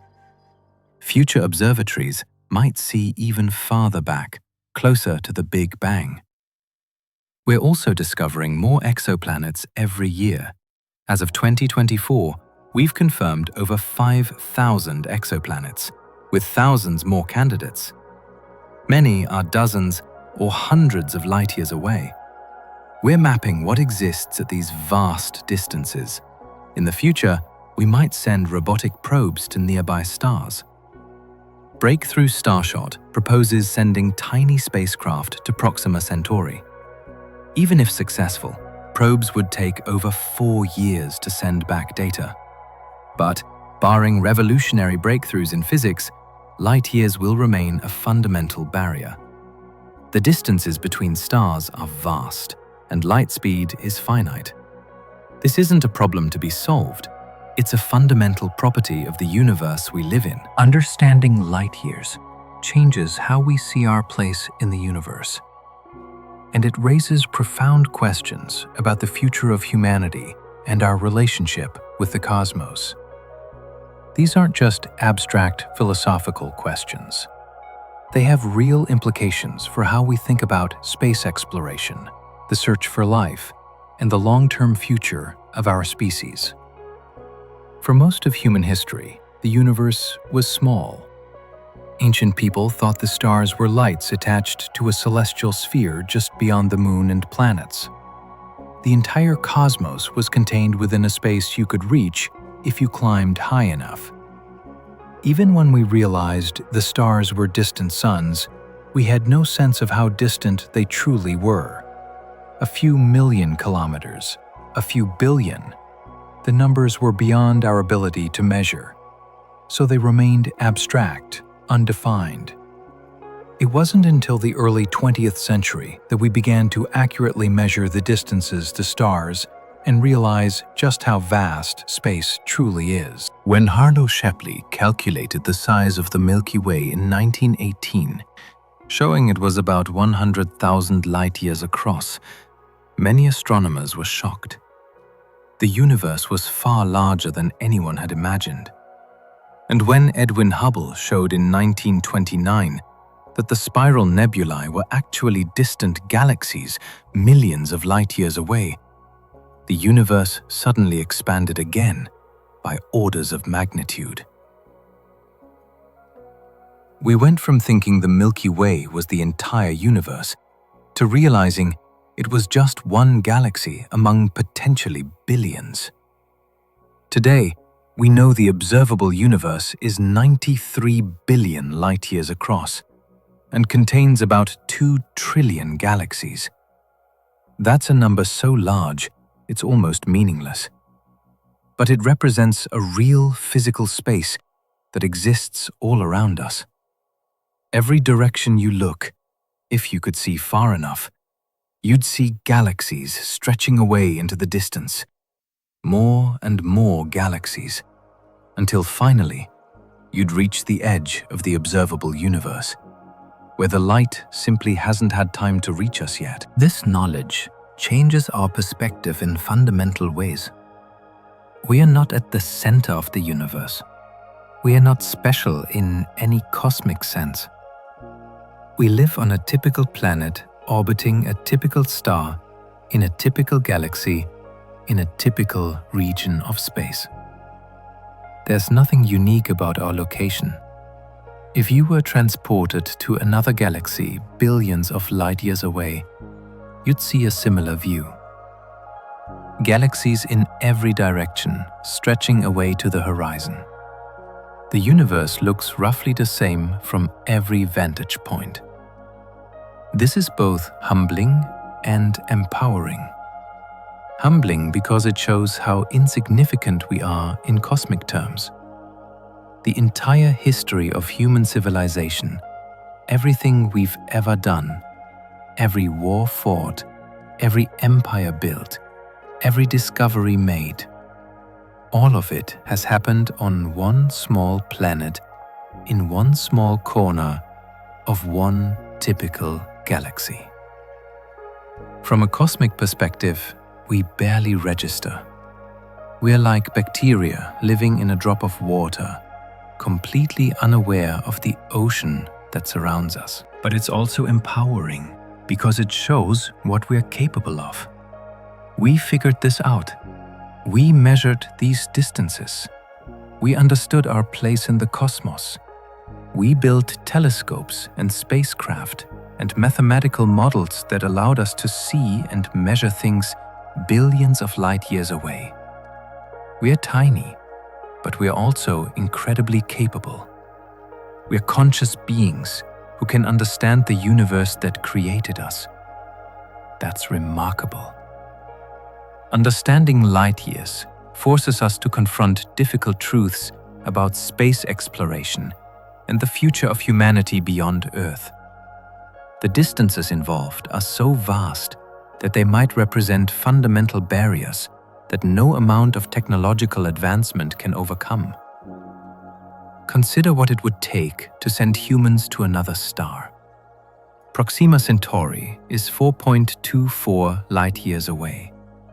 With current technology, the fastest spacecraft we've built travels at about 192 kilometers per second at its peak. At that speed, it would take about 6,800 years to reach Proxima Centauri. That's longer than all of recorded human history. You could have launched your mission when humans first invented writing, and it still wouldn't have arrived yet. To make interstellar travel practical, we'd need to go much faster.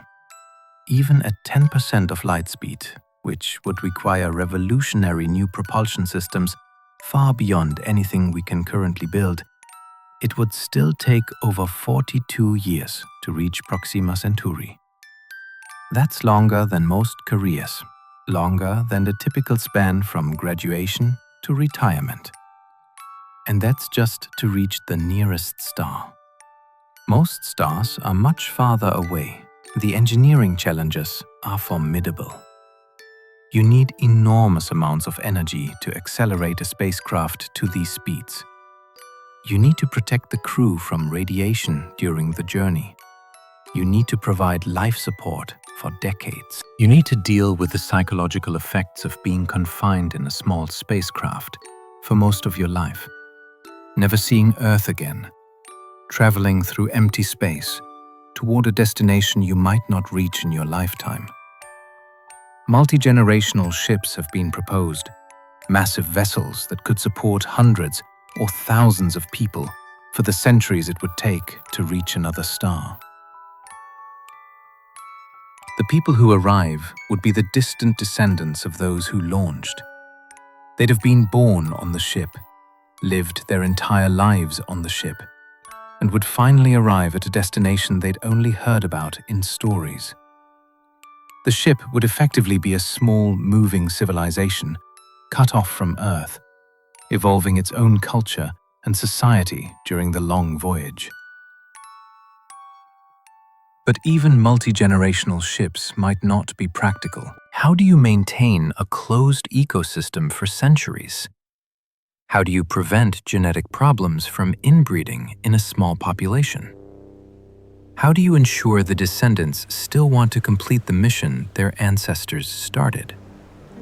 What if they decide several generations in that they want to turn around and go home?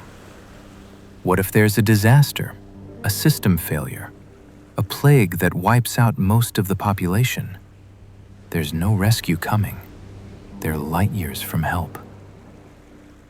Some have proposed suspended animation or cryogenic freezing, putting the crew to sleep for the journey and waking them when they arrive.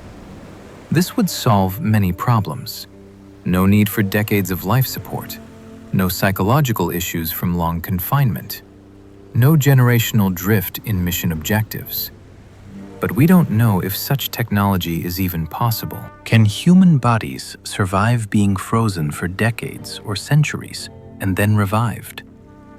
What about cellular damage from ice crystal formation? What about the effects on the brain and memory? These are all unsolved problems that might not have solutions. The reality is that interstellar travel with humans aboard might simply be impractical given the constraints imposed by the speed of light and the vast distances measured in light years. We might be confined to our own solar system for the foreseeable future, perhaps permanently. That doesn't mean we can't explore other star systems with robotic probes, but human exploration of other stars might remain forever in the realm of science fiction. The light year also shapes our thinking about the possibility of contact with alien civilizations. If intelligent life exists elsewhere in the universe, and many scientists think it probably does, given the vast number of stars and planets, the distances measured in light years might make contact impossible, even if both civilizations survive for millions of years. Let's say there's an advanced technological civilization on a planet orbiting a star 50 light-years away. They've developed radio technology and have been broadcasting signals into space for a century, just like we have. Those signals are now passing through our region of space, but they're incredibly faint after traveling 50 light-years, spreading out over an enormous sphere. To detect them, we'd need to be pointing very sensitive radio telescopes in exactly the right direction, at exactly the right frequency, at exactly the right time. The chances of that happening by accident are incredibly small. Even if we did detect their signals, think about what happens next. We'd be receiving signals they broadcast 50 years ago. If we responded immediately, our response would take another 50 years to reach them. That's a 100-year round trip for a single exchange. You could send a question and pass away long before any reply arrived. Your grandchildren might be the ones who finally hear the answer to something you once asked. This completely reshapes what contact would mean. There could be no dialogue in the usual sense, no conversation, no back and forth, no real-time exchange. Instead, it would resemble trading encyclopedia volumes. Each civilization would transmit everything it knows, its history, its science, its culture, and hope the other side receives it and responds in kind.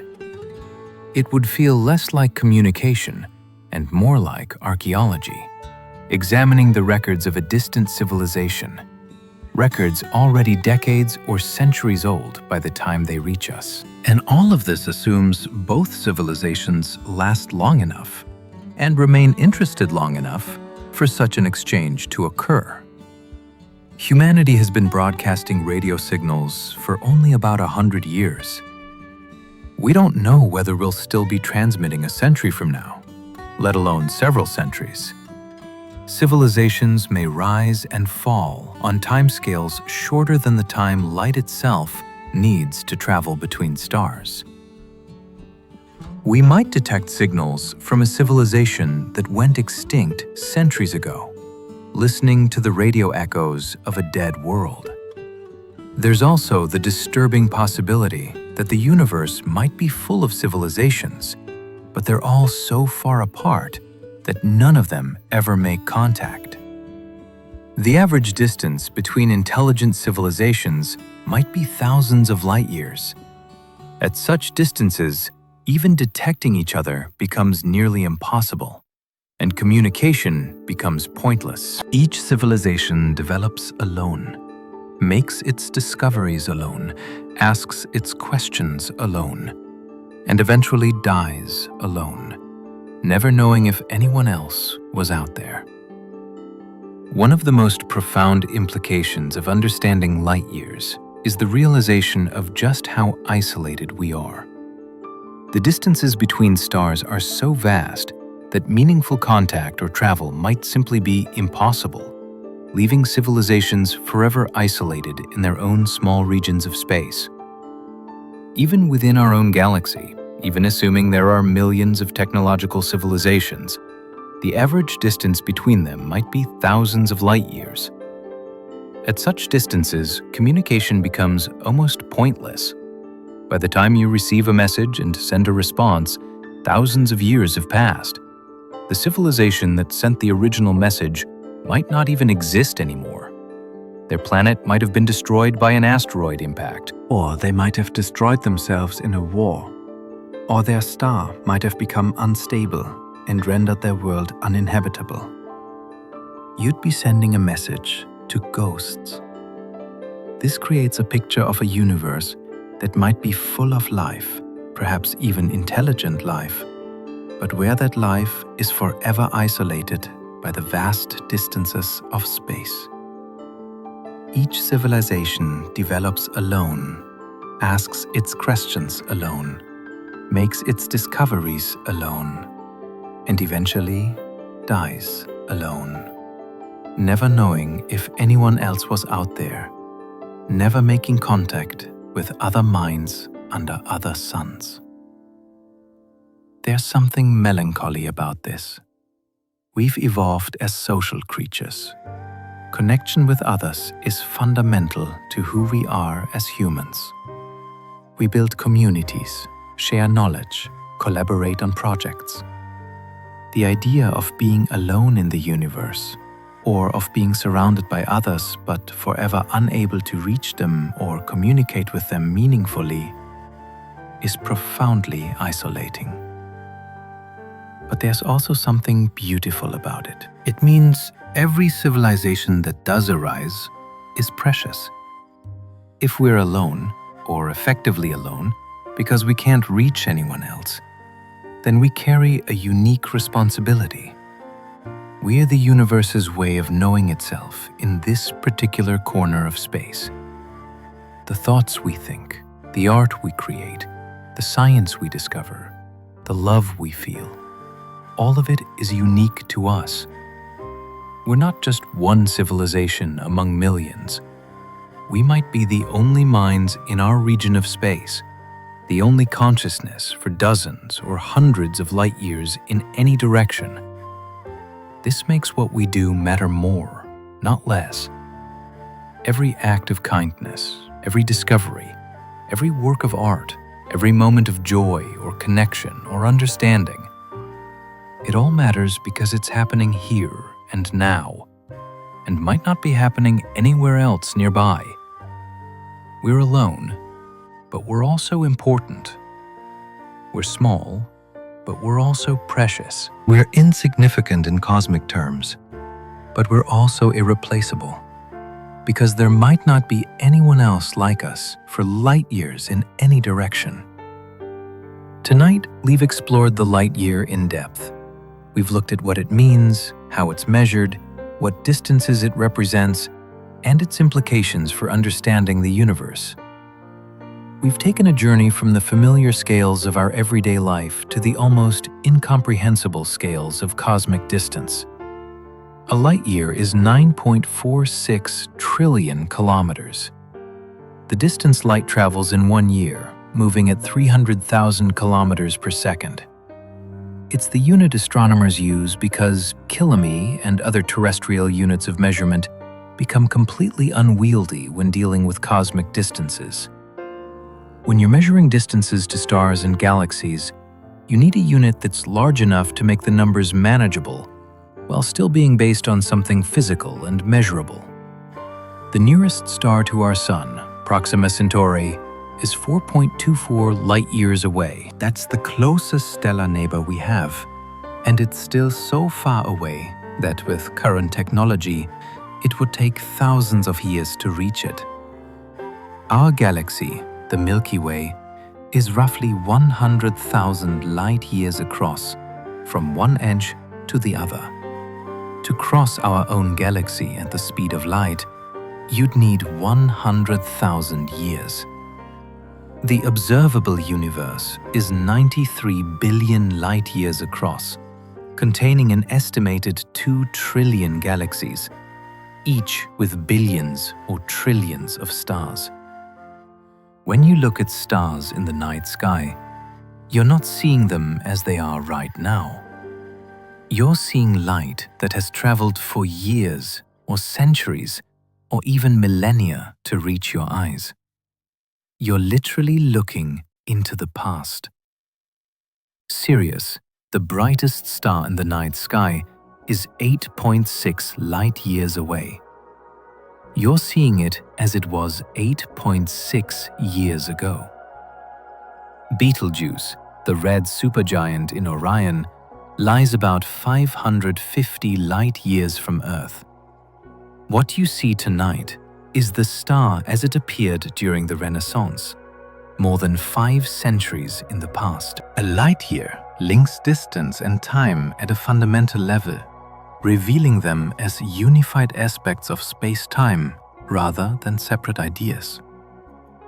The speed of light stands as a basic speed limit written into the structure of the universe. Nothing can move faster than light. This is not a technological hurdle that better engineering might one day overcome.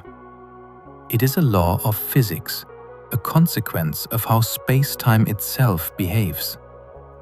Because of this, distances measured in light-years represent real limits on communication and travel.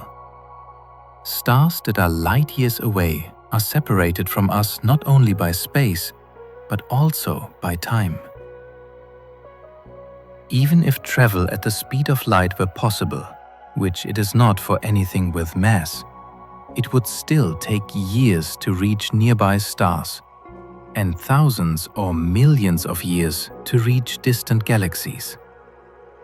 The universe is also expanding, and that expansion is accelerating. Dark energy, a mysterious force we do not yet understand, is driving the universe apart at an ever-increasing rate. Distant galaxies are receding from us as space expands between us and them. In the far future, billions of years from now, the universe will be much emptier from our perspective as more and more galaxies are pushed beyond our cosmic horizon, carried away by the expansion of space faster than their light can reach us. Despite these vast distances and fundamental barriers, despite the isolation imposed by the light year, we've learned an enormous amount about the universe.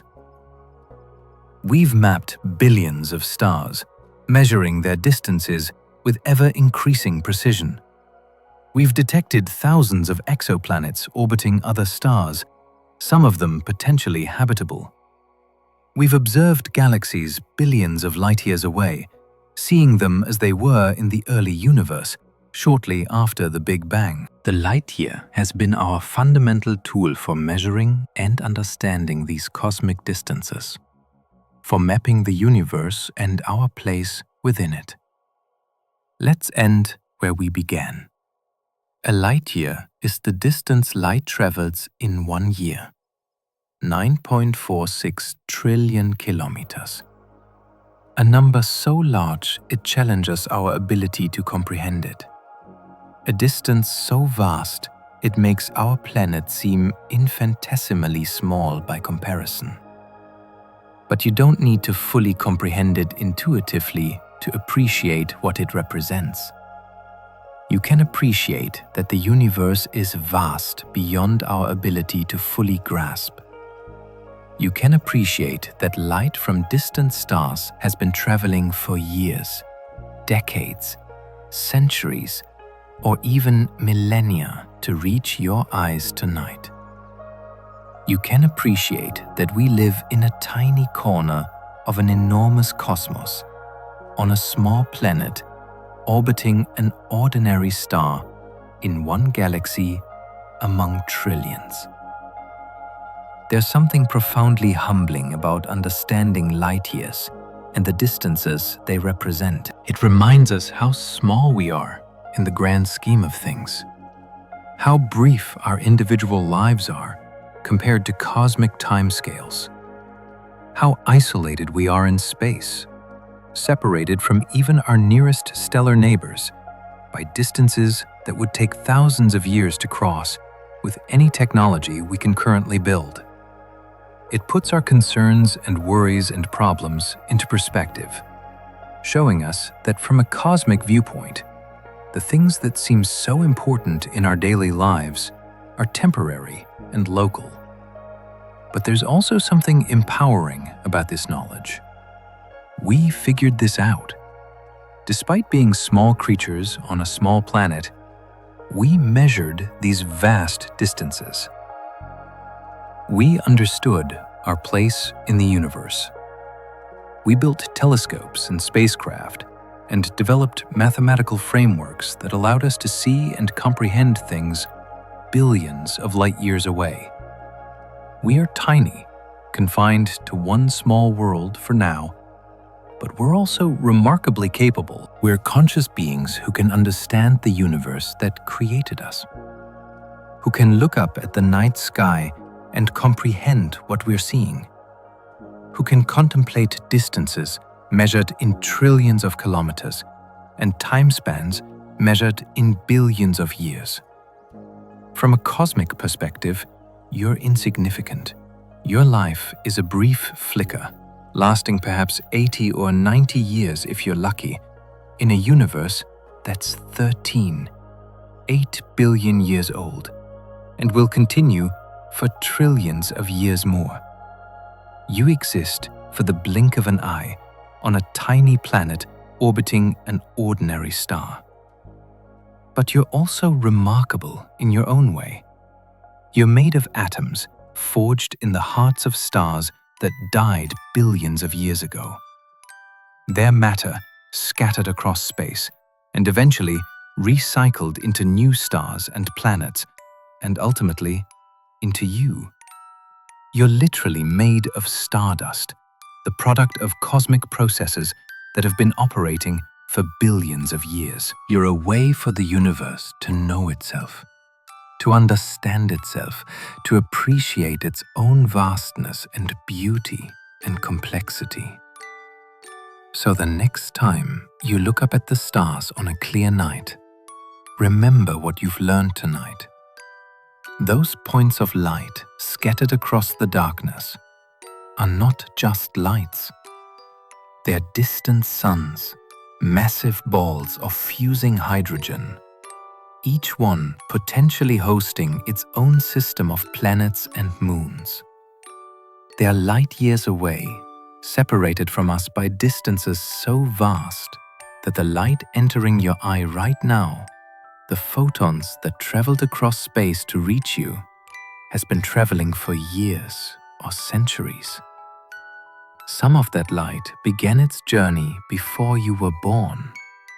Some of it left its star before your grandparents were born.